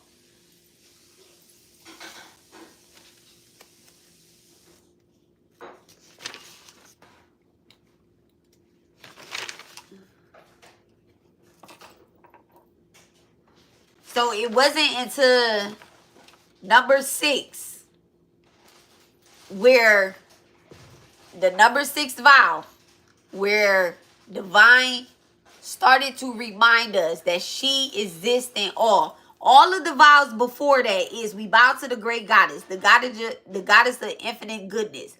We bow to the reliever of suffering, to the eternal, to the embodiment rays of life. We bow to change, to perfection, to the dissolution of the wealth. We bow to the one who removes difficulties, removes beyond all difficulties. We bow to the extremely beautiful, the extremely fierce. It does not say that she exists in all. It's not until after you go past number 5, which is where we change at. Now, boom, we in the 6th house, Virgo. We in the 6th house. Where's your 6th placement? Where's your 6th house? What's in your 6th house? Where's your Virgo placement?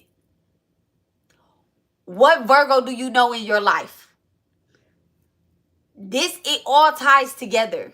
It all ties together. We already talked about the number 5. It also represents the god of Mercury. The god of Mercury. And when we say number 5 with the god of Mercury,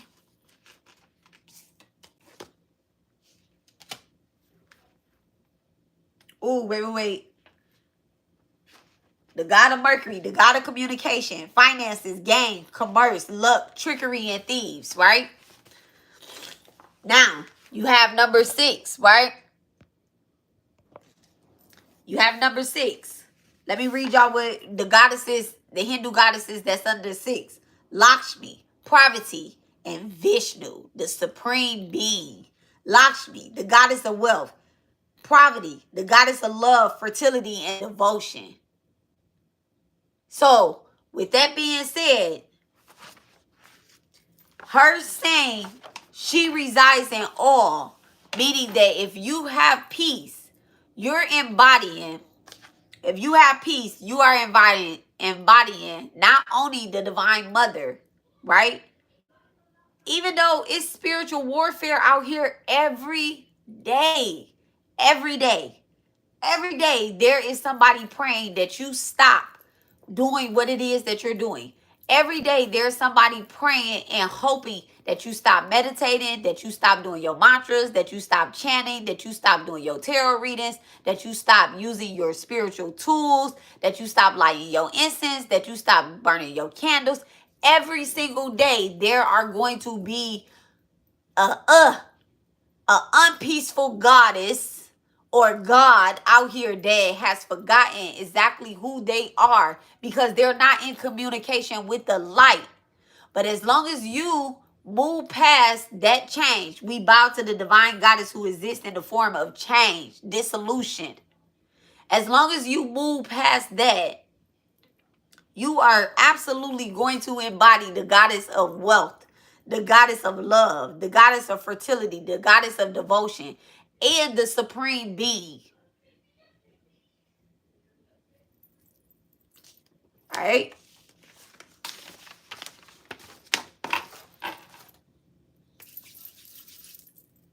Why am I moving this out the way? I don't know. All right. So, the last one that we're going to go over today, number 18. We bow to the divine goddess existing on all, who resides in the form of faith. We bow to her, we bow to her, we continue to bow to her. Faith. What is faith? Yeah. What is faith? For faith, faith is belief, affiliation, assurance, sureness, dependence, dependency. Faith. Astha.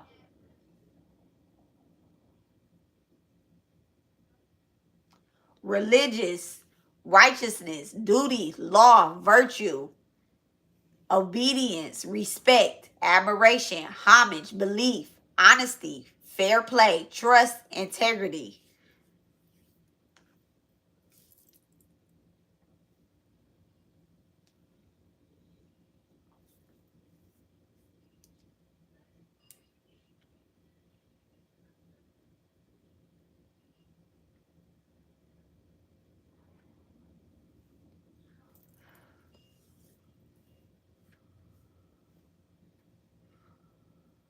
Ba, ba, ba. I'm loving it.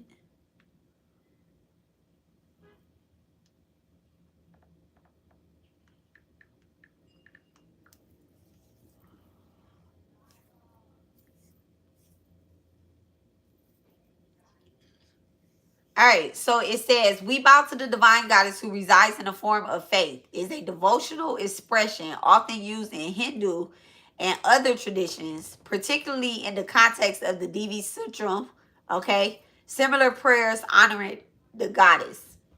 It signifies reverence for the divine female principle, which is seen as an embodiment of faith and other positive attributes like peace and emphasizing her presence within all beings, okay?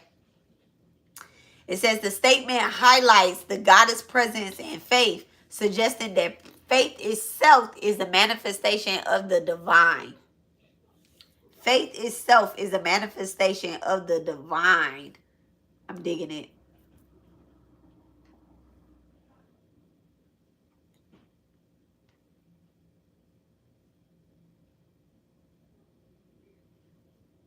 All right. So that's it on that one. All right. So who resides in the form of faith.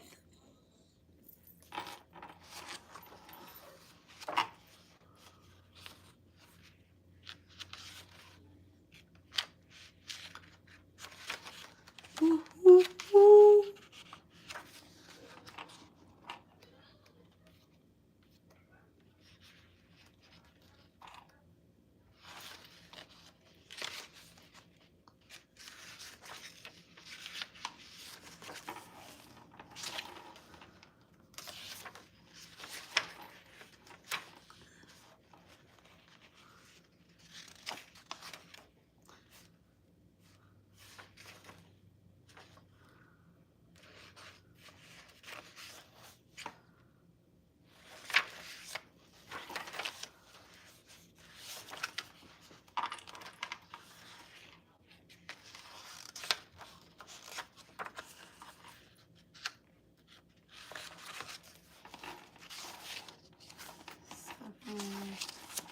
Eight, 9.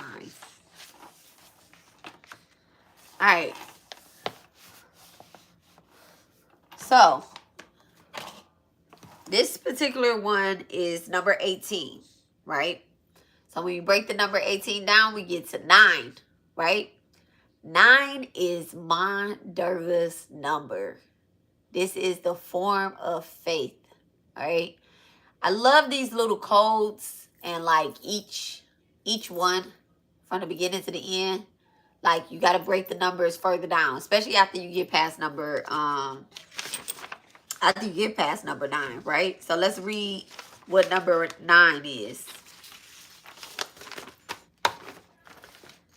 We bow to the divine goddess who resides in all, who resides in the form of sleep. We bow to her, we bow to her, we continue to bow to her. So when we went over the form of sleep, I told y'all it was 3 mind states: awakened, sleep, and dreaming, right? It's technically 4. The 4th one is a mind state of the divine, right? Where you and the divine has become one. That's the 4th mind state, right? So let's just go back to the one of sleep, right? Awaken, sleep, and dreaming. When you are in the mind state of sleep, you are in a trance. You're awakened and you can hear maybe, but you have your eyes closed.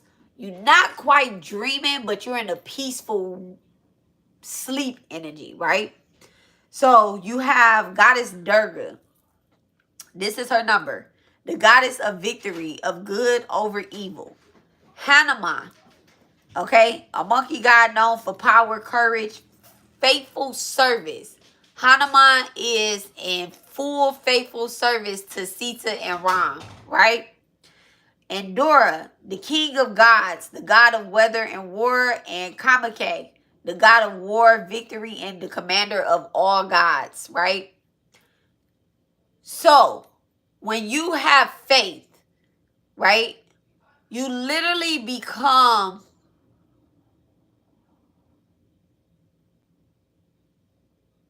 a devotee, right? You become, when you're, it's like knowing something and not knowing how, when, where, why, whatever, but you know it's going to happen. That's what faith is. That's what faith feels like. When you're constantly under spiritual attack, right? I was going to give y'all another example about going to Haiti and being at peace, right? Another one of longing for peace is, I'm going to go back to peace and then I'm going to show y'all faith, right?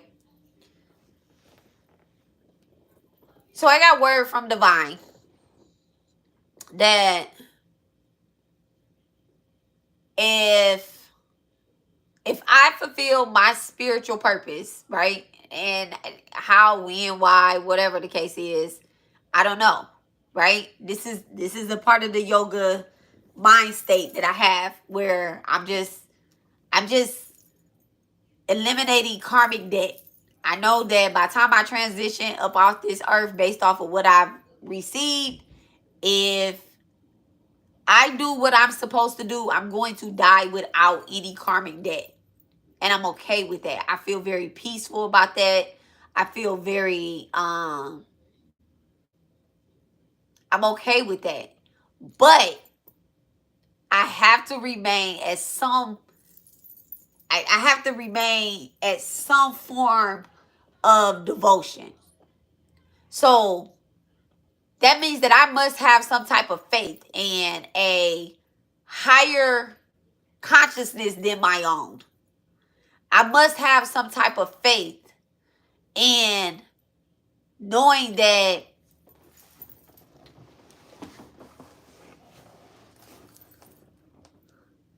God ain't gonna give me more than I can handle, right? So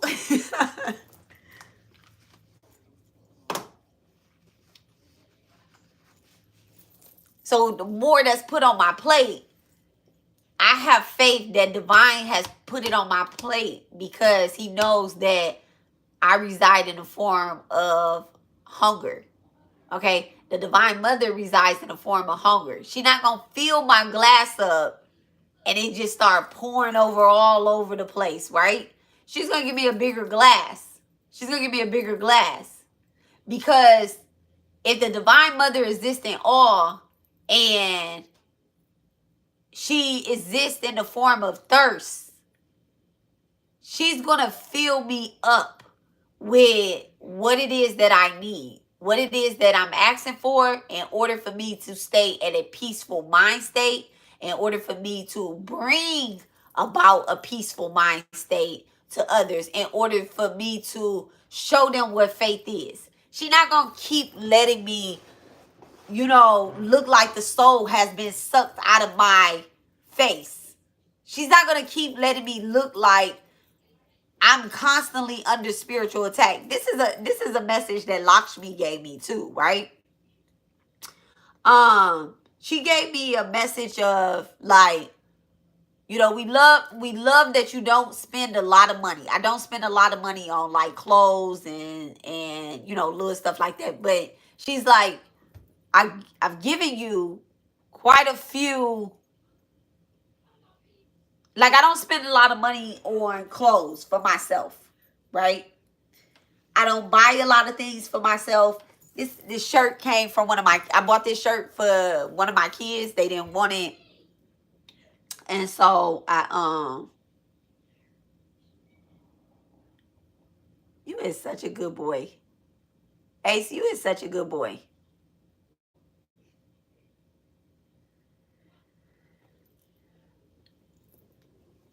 They didn't want it. It was practically brand new. And even if it wasn't brand new, I was like, you know what? That's a good shirt. I like that shirt. I'll take it. And it's a good shirt. It actually says, the reason for living. The thing that makes you get up each day. Finding it usually requires searching deep within, but you'll enjoy doing it.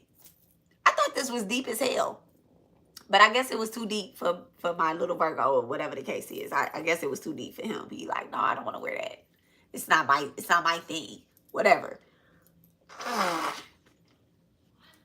So I received this message from Lakshmi. And she was telling me that, it's okay because I never felt like it wasn't okay for me to buy nice things or have nice things or anything like that. I just don't be spending money like that. I spend money on spiritual stuff. I can spend $1,000 in a weekend and in a day on beads, on herbs, on oils, on books. Spend $1,000 like that. But when it come to checking out and my carts, I be like, shipping $30. But I just bought some meditation beads from Nepal. And listen, easily $700-$800 on some meditation beads. Easily. easily. And I'm thinking about buying something that's 1,200, and I'm just like,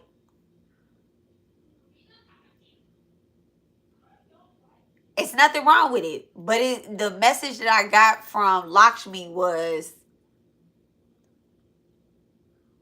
she ain't say nothing about the beads. I'm still gonna get the beads, right? The message that I got from her was, go buy you a nice dress. And I'm like, a nice dress for what? Where am I going? I'm not going dancing. I'm not going anywhere.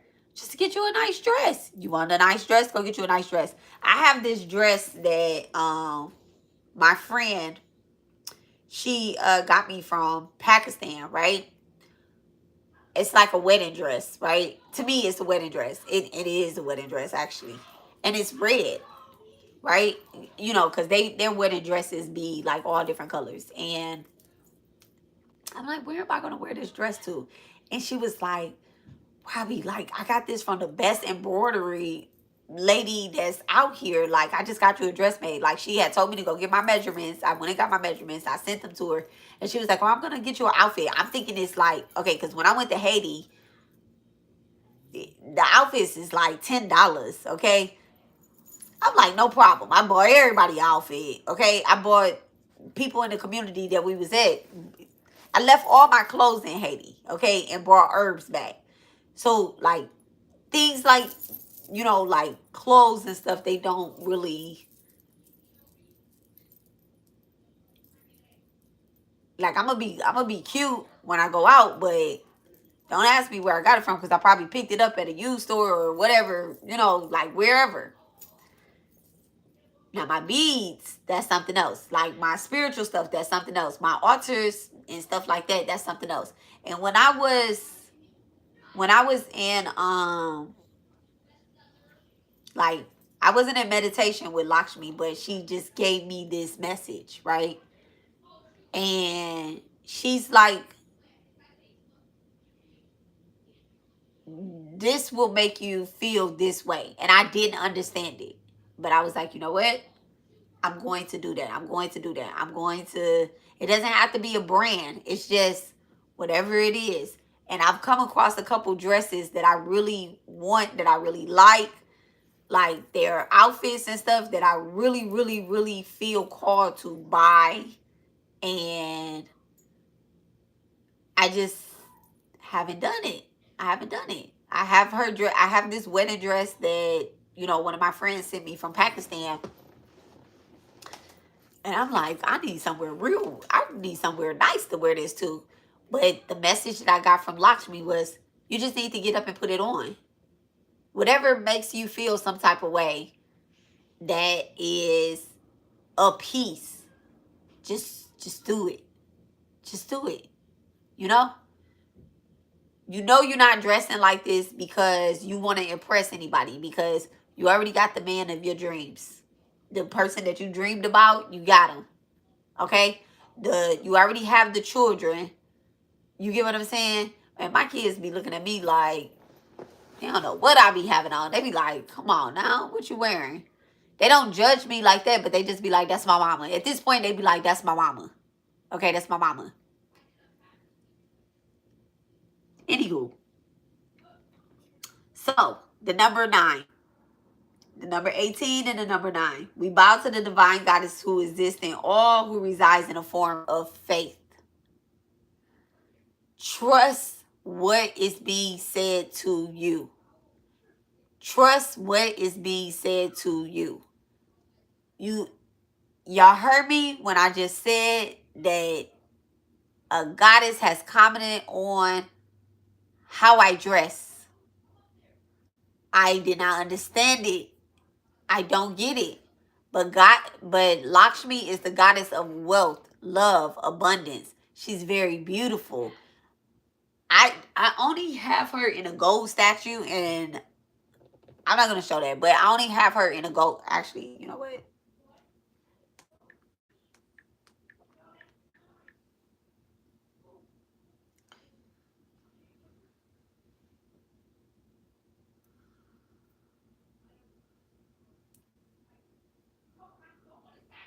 This is a great picture of Goddess Lakshmi.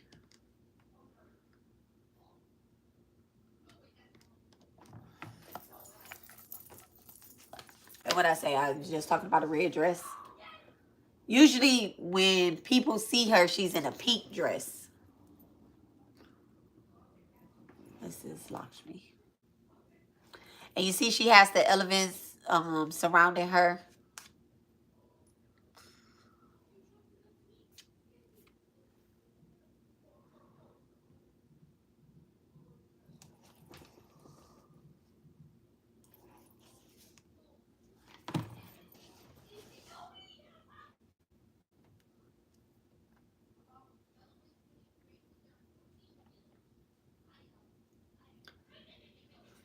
Elephants mean abundance.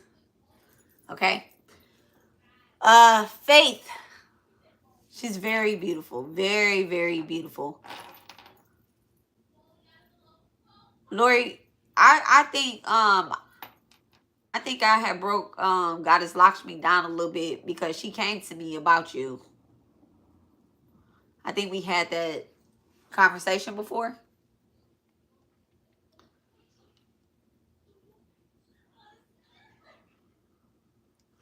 Look at that.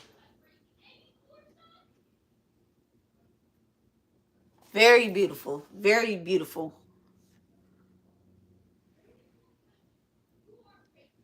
She loves to come and give messages and dreams. Okay, thank you so much, Divine. All right. Faith, dream state, sleep, being restful. We did. I still have a piece of paper I wrote her name on. Oh yeah. Oh yeah. Most deaf. Whoever did this picture of her did great too.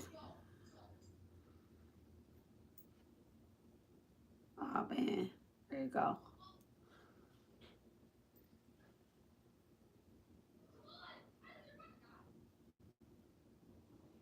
Oh.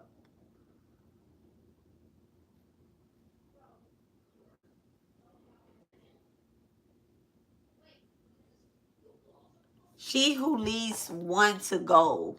Okay, so that's the goddess of Lakshmi. She leads you to your goal. So it says that uh she who leads one to go, also as Shri is the one principal goddess in Hinduism, revered as the goddess of wealth, fortune, prosperity, beauty, fertility. Okay, fertility, royal power, and abundance. She, along with Parvati and Saraswati, that's what that's supposed to be, is the trinity of goddess, the tree deities. And then it says that the personification of the term Shri, auspicious, glory, high rank, often associated with kingship, eventually leads to the development of Sri Lakshmi as the goddess in later Vedic texts, and particularly Sri Sutram. Her importance grew significantly during the late epic period, when she became particularly associated with the preserver god Vishnu as his consort. In this role, Lakshmi is seen as the ideal Hindu wife, um, which embodies loyalty and devotion to her husband. Whenever Vishnu descends on the earth as an avatar, Lakshmi accomplished accompanies him as a consort. For example, and I would think we just talked about Lord Hanuman being in the number 5, right? And then we talked about Vishnu being in the number 6, right? So she ascends down to earth as Sita and Ram. Well, she ascends as Sita and Lord Vishnu is Ram. And we talk about devotion, where Hanuman, which is a very strong avatar, there are a lot of athletes that are devotees of Lord Hanuman. He worships he worships Sita and Ram. Okay, every day he meditates. He keeps them in his heart. He's a protector of their names, of their energy. Everybody needs a protector. Okay. So yes, this book also. This is a great book. Let me show y'all the book.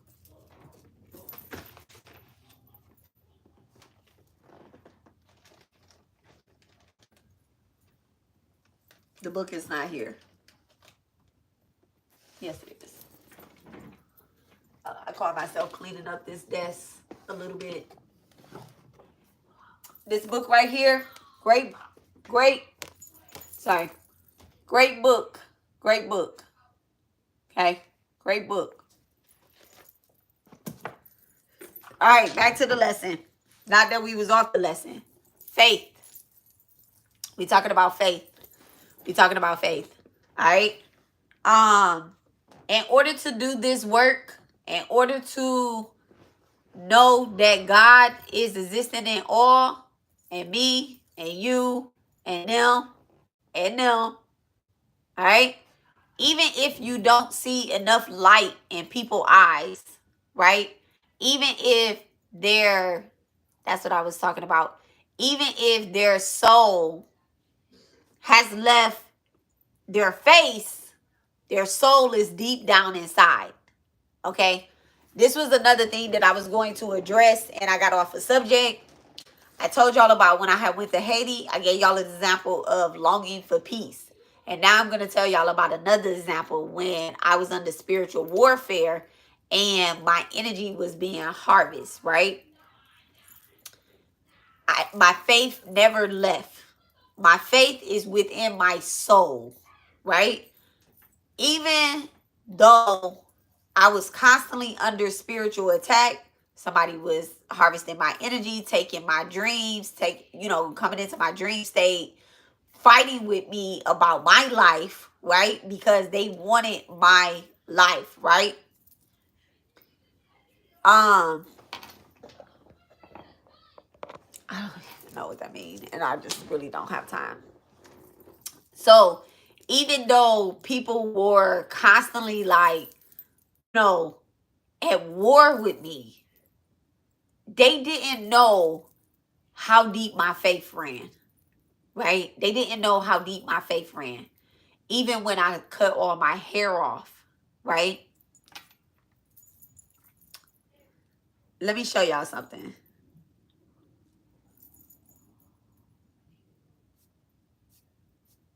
It's a picture that I go back to where I'm like,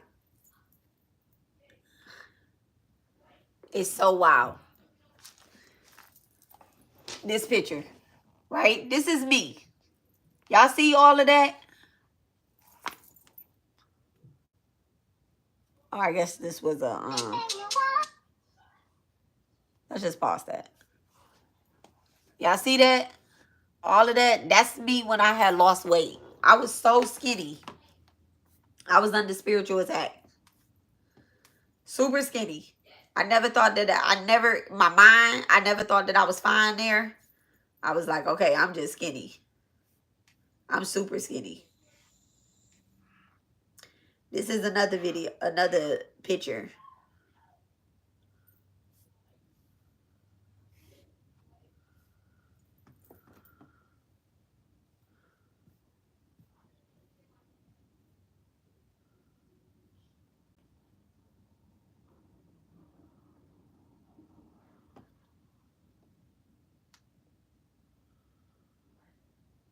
No way, I ain't even about to find it. I know I'm not about to find it because it ain't even on this. It's not even on this Instagram. Oh, you know what? I could probably just search my name. Let me just search my name, my other Instagram name.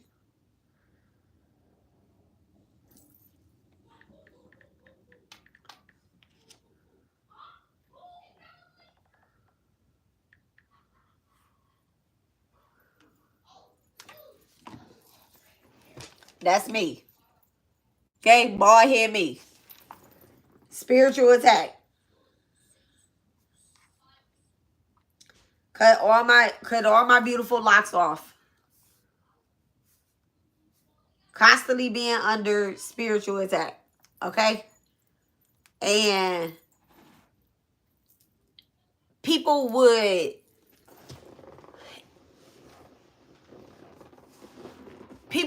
say she got dark energy on her. But I'm coming to you and I'm talking to another spiritualist, right? And it's so crazy because, all right, thank you so much, Clear. It's so crazy because when I would talk to other spiritualists about what I was going through, nobody could help me. But we got all these spiritualists online. Nobody could help me. This is why I'm teaching, because of my faith that I have. My faith was never blocked by any entity. No entity has ever blocked my faith. It has been, spiritual warfare has put me through suicidal thoughts. It has put me through, and yes, suicidal thoughts. I never told my husband about this, but my ex-husband, I called him. I called my ex-husband and I had a conversation with him about it. And I was like, I'm just tired. I'm just so tired. And I don't know why I called his Libra self, but probably because he one of my friends, right? And my husband, I can't say what I really wanted to say, like at the time, because not only was I under spiritual attack, he also was under spiritual attack. So his replies was not what they needed to be. I needed somebody that was outside of the attack, and nobody knows. Not even my friends. You get what I'm saying? I didn't feel comfortable calling any of my friends and having conversations with them about the thoughts that was going through my mind. And it wasn't just like one karmic that was attacking me. Like, and I'm not just saying me. It was multiple. It was multiple because of the work that I do, the faith that I have in God, the job that I've been assigned. So if I've been assigned a job to ghost bust, right? And I go to somebody's house, and like I said, I did not do mediumships like I should be doing mediumships. I didn't do mediumships, because I'd be like, where do I put this entity? Okay, where am I putting this entity after I take the entity from this person's house, right? There was not anybody that I trusted enough to help me house the energy. Like, okay, clear this energy, walk this energy into the light. I just wasn't trusting like that. But I still have faith in God. But like a person, no. Not a God mom, not a mumbo, not a spiritualist online, nobody. And I didn't want to keep the entity for myself, so I was like, I'm not going to do mediumships, right? I'm just not going to do mediumships. So I stopped doing mediumships, but spirits would still come to me. I would still see spirits on people. And the people that was attacking me, I could see the spirit in them. I would want to work with a spiritualist. I see the spirit jump on them. I will see the entity jump. I'll see an entity jump onto them, jump off of them, be on them, stay on them. I see their own entities on them. You get what I'm saying? And so it got to a point where I just was like, what do I do? What do I do? How do I do this? How do I find peace again? And Spirit kept coming to me. God kept coming to me. Divine Mother kept coming to me like mantras. Do your mantras. Mantras are a formula. It is like, it's medicine. It's mental medicine. That the chanting, the vibrations, the words are spells. The words that you're saying, just saying my Durga name just saying Vishnu name, just saying Shiva name, just saying Krishna name, just literally saying the words of these divine beings is medicine for peace, for faith, for hunger, for thirst, for a different level of consciousness, for sleep, for rest. Just saying their names.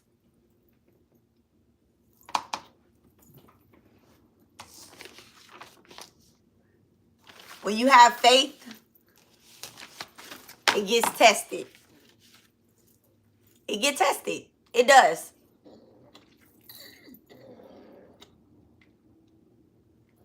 Very interesting. It doesn't get tested on whether, and then here we go back to what I said at the beginning of this lesson, and then we're going to close this down. It doesn't get tested to the point where I'm going to test you. Let me just say let me not say where it's not. You get tested for the simple fact of you need to move up. You need to graduate, okay? We need to graduate. We need to come out of the kindergarten mindset, and we eventually needs to go on to college, okay? We eventually need to become the teachers ourselves. We eventually need to become the professors, and we get tested on whether or not we have the faith to do that. Period. All right? So, homework. So we went over lessons 14 through 18, right? The homework. So guys, I have been live every day. I've been doing the lives every day with you guys. The meditations, Durga mantra, Dum Durgaye Namaha Namahe Namaha.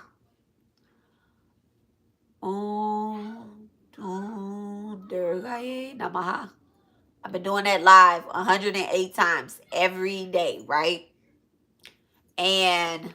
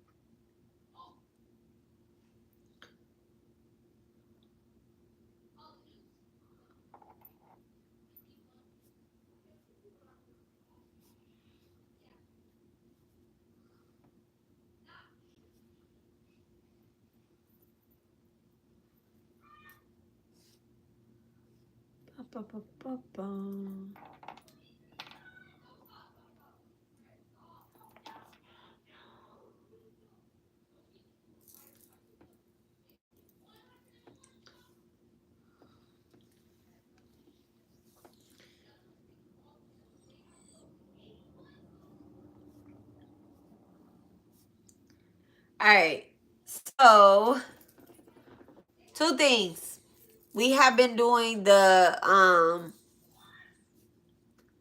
mantra Om Doom Durgaye Namaha, right? We've been doing that 108 times every day. We have our white candles lit.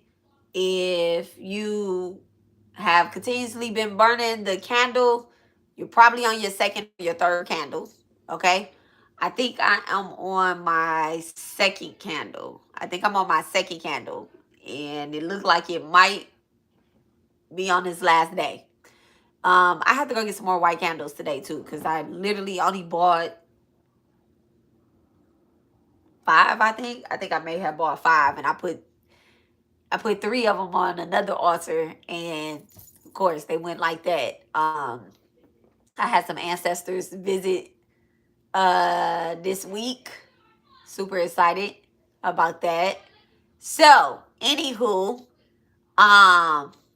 said I had some ancestors visit this week. That's interesting. They came out like that.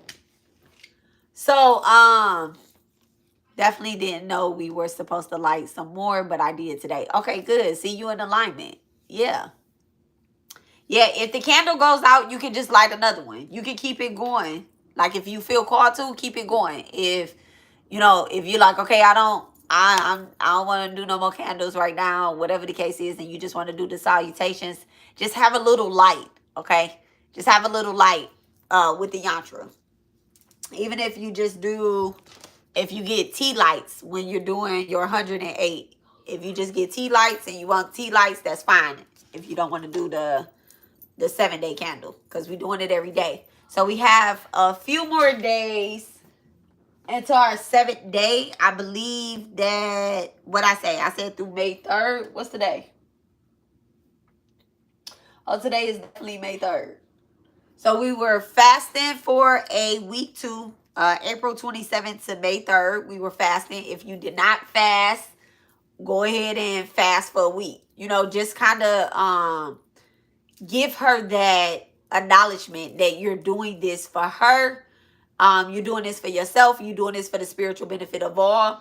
And you also want her to look into your health state. And so we want to fast and kind of clear out our system a little bit while we allow the Divine Mother to put a light under our asses, literally, okay? So let's do that. So at least fast for a week. If you didn't do the fast last week, do the fast this week.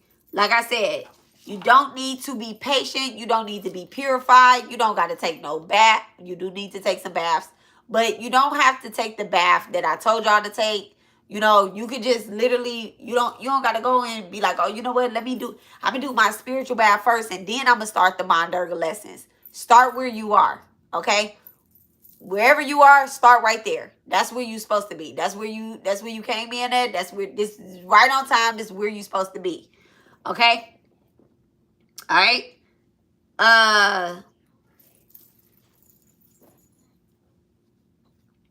You definitely need to practice what you have been learning in life. Okay? That's for somebody. Somebody. You need to practice what you have been learning in life. All right? So this week for homework, right?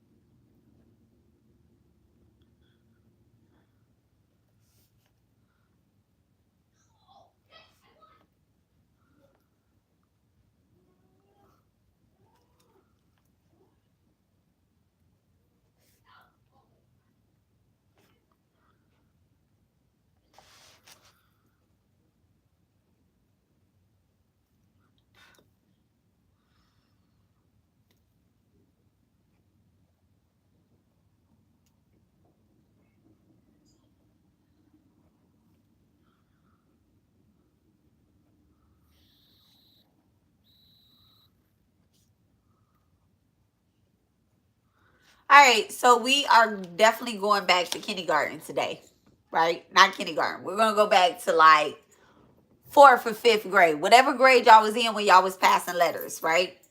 So the homework this week is you are to, ooh, this is deep. You are to write yourself a letter on forgiving yourself for something that you know that you would not want anybody else to read. You don't want nobody to read this letter. Okay?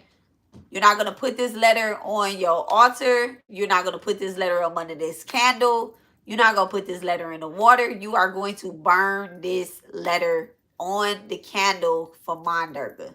Okay? If you don't have a candle for Durga and you are lighting a tea light, you're going to burn the letter and you're going to put it in a glass, cup, bowl, whatever the case is. That bowl, cup, have a burn plate. You can burn it on the plate. You're not taking it outside.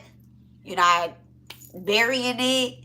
You are going to burn it in your space. You're not going to let anybody else read it. You're not going to talk about it. This is literally between you and divine, right? That's one letter. You are going to write a letter to another that you have had some type of resentment towards, that you have not been able to forgive these people, persons, whatever. I don't care who it is. There's a cookie in there. Can I have it? You can have whatever you want. There's also like something from Waffle House in there. No. Is that yours? Yes. Okay. Listen, there's other cookies on the counter right there. They're wrapped up in the plastic. You see them? You can have one and ask Isla if she want one.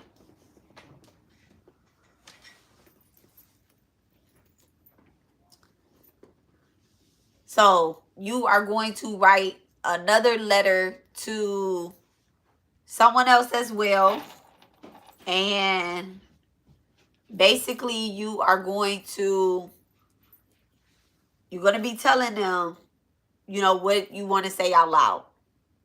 Right? You're not going to read it to them. You're not going to tweet about it. You're not going to put it online.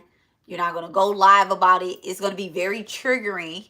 You're going to want to do these things. You're going to want these people to hear what you have to say. You get what I'm saying? But you are going to give it over to divine. All right? You're going to give it over to divine. That's what we're doing there. All right? So you are writing yourself a letter and one other a letter of forgiveness. So that's 2 letters of forgiveness. You might end up with 5 letters of forgiveness. You might end up with 6 letters of forgiveness. Once you start writing, but I want you to write your letter to yourself first. Okay? I want you to write your letter to yourself first. Because once you write the letter to yourself first, the Divine Mother has other things that she wants to point out to you. Where you might think you need to write a letter to somebody and you kind of just take accountability. Okay? So that's the first part of the homework. The third letter, yes, I said letter, that you are going to write is to the world. To the world. You're going to write it to strangers. You're going to write it to a country. You're going to write this letter to the world and places that you have never been. This third letter is the letter that you are going to place up under your candle. Okay? The third letter that you write to the world is the one that you're going to place up under your candle. Okay?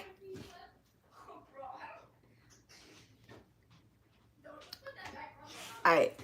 So let me type something real quick.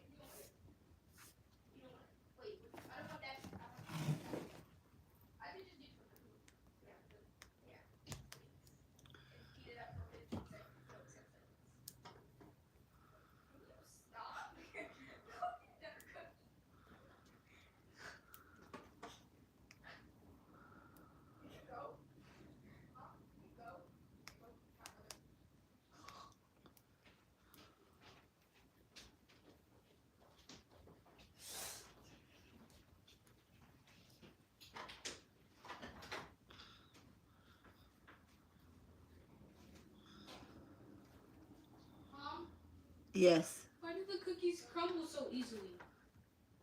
Because they soft. Did Isla want a cookie? Yeah.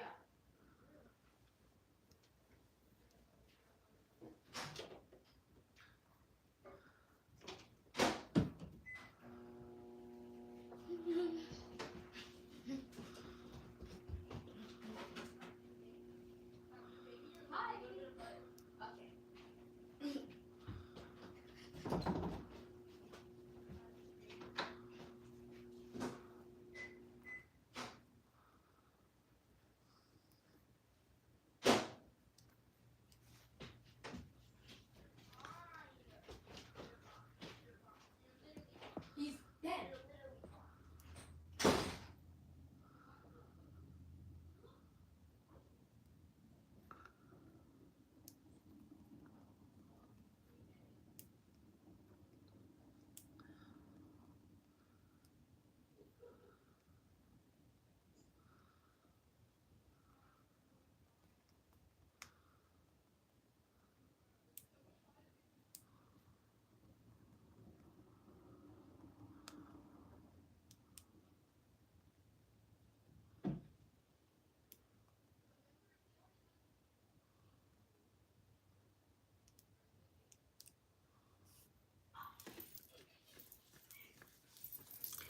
All right. So you are going to write yourself a letter, write another a letter. Both of those letters will be on forgiveness. Then the third letter would be write a letter to the world about peace, forgiveness, or humility, right? However you see fit in that. Now, burn the first two letters.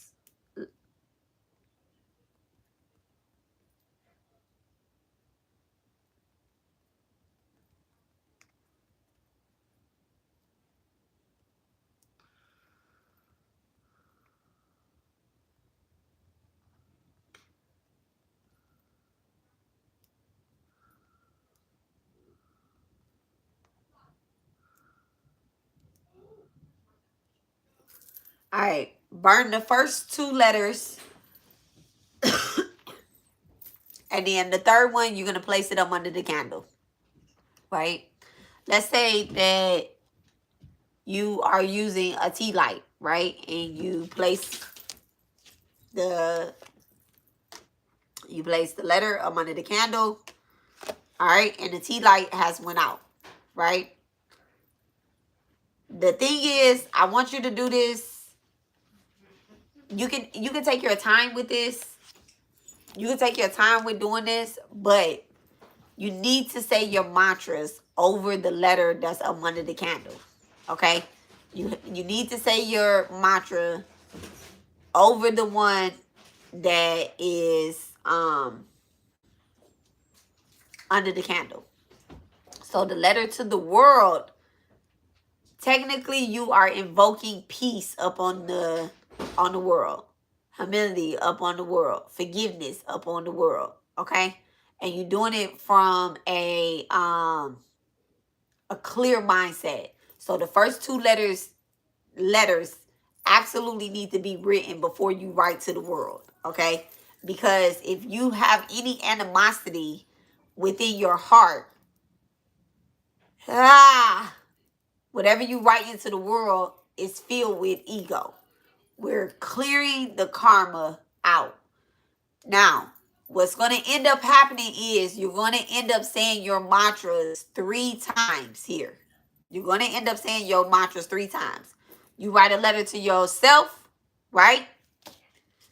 You write a letter to yourself, burn it, say your mantras, okay? Or you can say your mantras first and then burn it. However, it doesn't have to be perfect, okay? It doesn't have to be perfect. But let me write that too. So,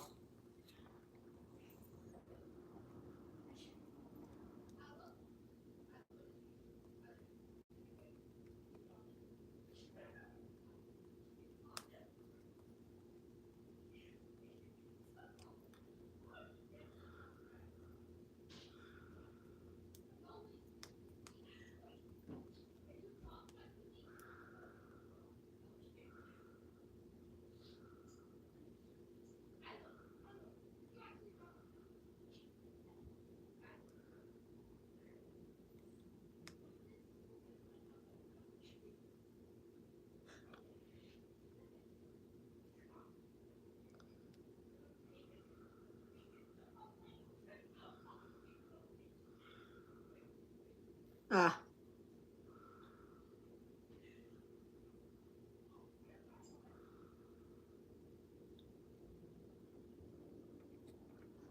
Why won't let me erase that? That's so crazy.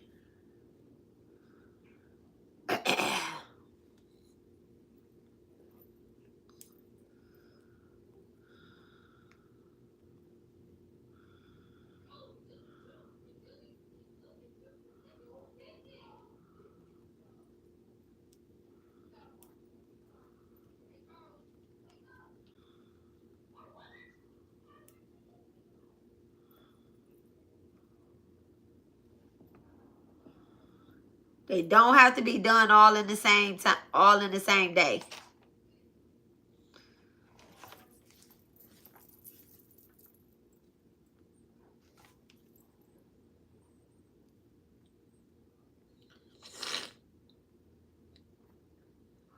I don't know why my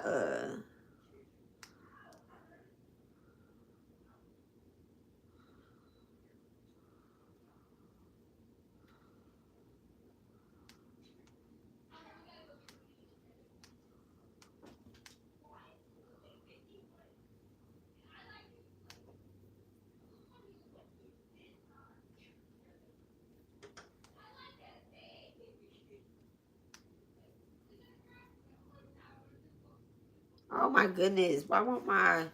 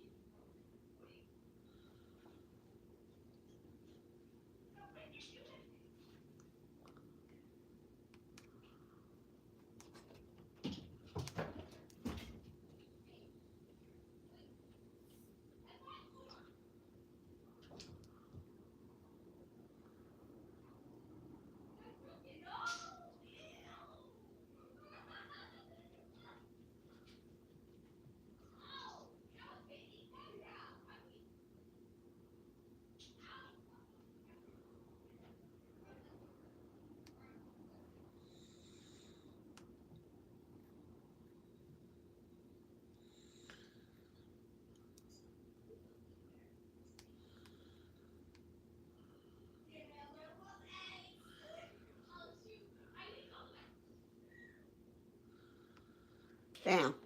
Alright. So there we go. So you're gonna write the letter to yourself, chant the mantra 108 times, burn the letter.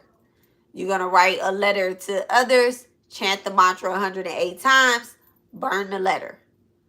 You're going to write a letter to the world. Place the letter under the candle. Chant your mantra 108 times. Go about your business. Okay? That letter is going to stay up under, the one to the world is going to stay up under the candle until we get done with these lessons. Okay?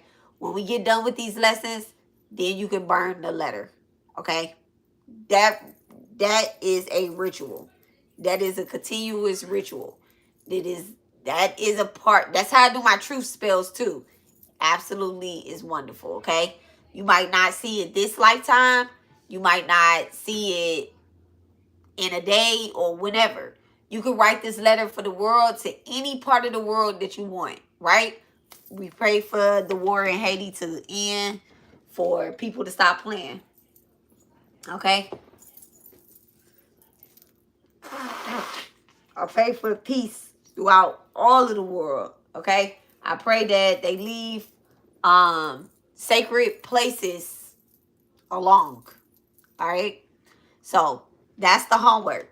That's the first part of the homework, right? I'm saying now, for example, the letter to others, right?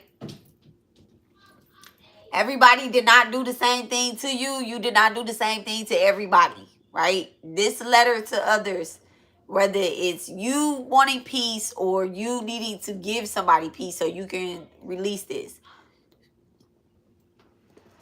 I'm going to be real honest, right? I'm going to be real honest. Don't put their names all in one letter. Don't put their names all in one letter. Write separate. They deserve separate. They deserve separate addresses. You are not about to have a conference call with your mama and your karmic in the same day. You get what I'm saying? Like, you're not about to call them all and put them on a three-way call. Okay? You're not about to put them all on a three-way call, so let's not even do that, right? Let's be fair with yourselves. Now, if you got multiple people that you want to address or you want to have some type of, address with them, do your mantras. Do your mantras, okay? Do your mantras for them. Do your mantras for them, all right? Now, you can do... You can burn all the letters at the same time, right? I want to be fair here. I don't want to say fair, but I just want to be realistic here. You could burn all the letters at the same time when it comes to the letters to others, right? But don't put all of them on the same piece of paper. Okay, write multiple letters. Use more than one piece of paper if you have multiple people. Ace, I just know you better not knock down anything. You better not jump to the altar. Okay? So, yeah, if you want to address your mom, your dad, your cousin, your sister, somebody online, and you don't have to know these people personally, okay? You don't have to know these people personally. You can use their names. You can use their nicknames. You can use their actual names. God know who you're talking about. She know how to deliver the message for you, okay? But just write different letters, okay? You can take each paper and, burn it all at one time. I just suggest you use a 7-day candle as opposed to a tea light candle. Or you can use like a 3-day candle, but I really prefer y'all to use 7-day candles, okay? Now, for this particular one, right? We are using a red candle. We're using a red candle. Even if you already have a white candle lit, light a red candle. For this particular energy, we are calling in Mars energy, not only just Mars energy, but just the energy of movement. And red really gets things moving. So we're using a red candle.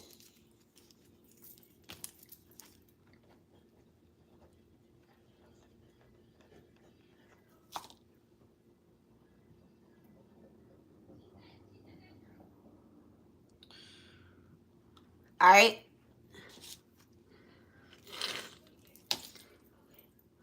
So we are going to continue to do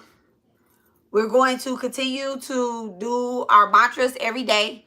All this doesn't have to be done in one day. You're not even going to want to do it in one day. I'm telling you, after you write a letter to yourself, and you could walk around with that letter all day. You could put that letter in your pocket. You could read that letter over and over before you actually do the mantras at nighttime or whatever time of the day, you want to do them. If you want to go ahead and do your mantras in the morning time, you can.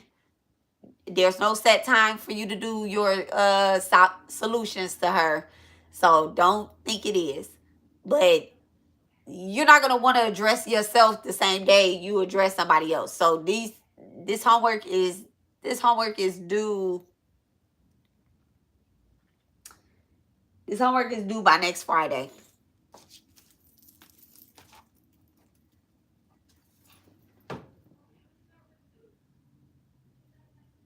Next Friday is the 9th, which will be absolutely wonderful. It gives us time to get this going before the full moon. Okay. Oh, the 9th. Okay, 4-9. 5-9. I said 4-9. I'm sorry. I'm took us back to April. So, okay, the 9th. And it's Friday. We already know that's Durga Day. Number 9 is Durga's energy. So the Divine Mother is absolutely going to be, well, she already with us. I already know that. I don't need to keep saying that. Y'all already know. Okay. Now, the last fun thing that we're going to do is we are going to color Mon Durga's photo. We are going to color Mon Durga's photo.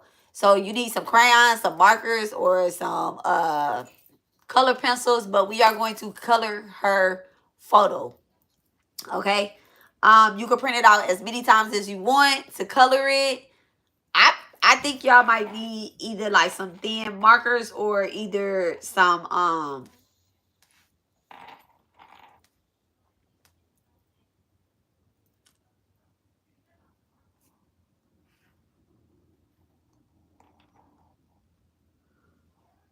this is going to be the photo. I'm sorry guys. We've been on here hours. This is going to be the photo that I am going to post. And we're going to color her. Okay? We're going to color her. You can make her as light, bright, dark, however you see her. If she want to be, you want her to be green, that's the way she show up as Matanji. She's the Divine Mother. Y'all got it, okay? In this aspect, she is the Divine Mother, yes. And then also, I'm thinking about putting this one on there as well too. I think I might do both of them. And you can color the background, you can color her, like however you see it. Like I really just want y'all to just tap in with the child energy. Okay? The Divine Mother wants us to humble ourselves. So children are the most humblest little creatures out here. Okay? They do not be caring. They so humble. They like, you know, it's only until they get in trouble and they be like, you know what? I ain't gonna do that. I'm not gonna do that. But if you just let a kid be a kid, like it's all about, you know, peacefulness, calmness and stuff. So we are going to color. Okay? That's the last thing. Lori said yes. Right? Yes. All right? Okay, so that's the homework, guys. We are writing ourselves a letter. We are writing others a letter. We are writing the world a letter. We're doing our rituals. These are rituals. These are burn rituals, okay? Puja is what it's called. Puja. We're doing pujas, okay? For the Divine Mother.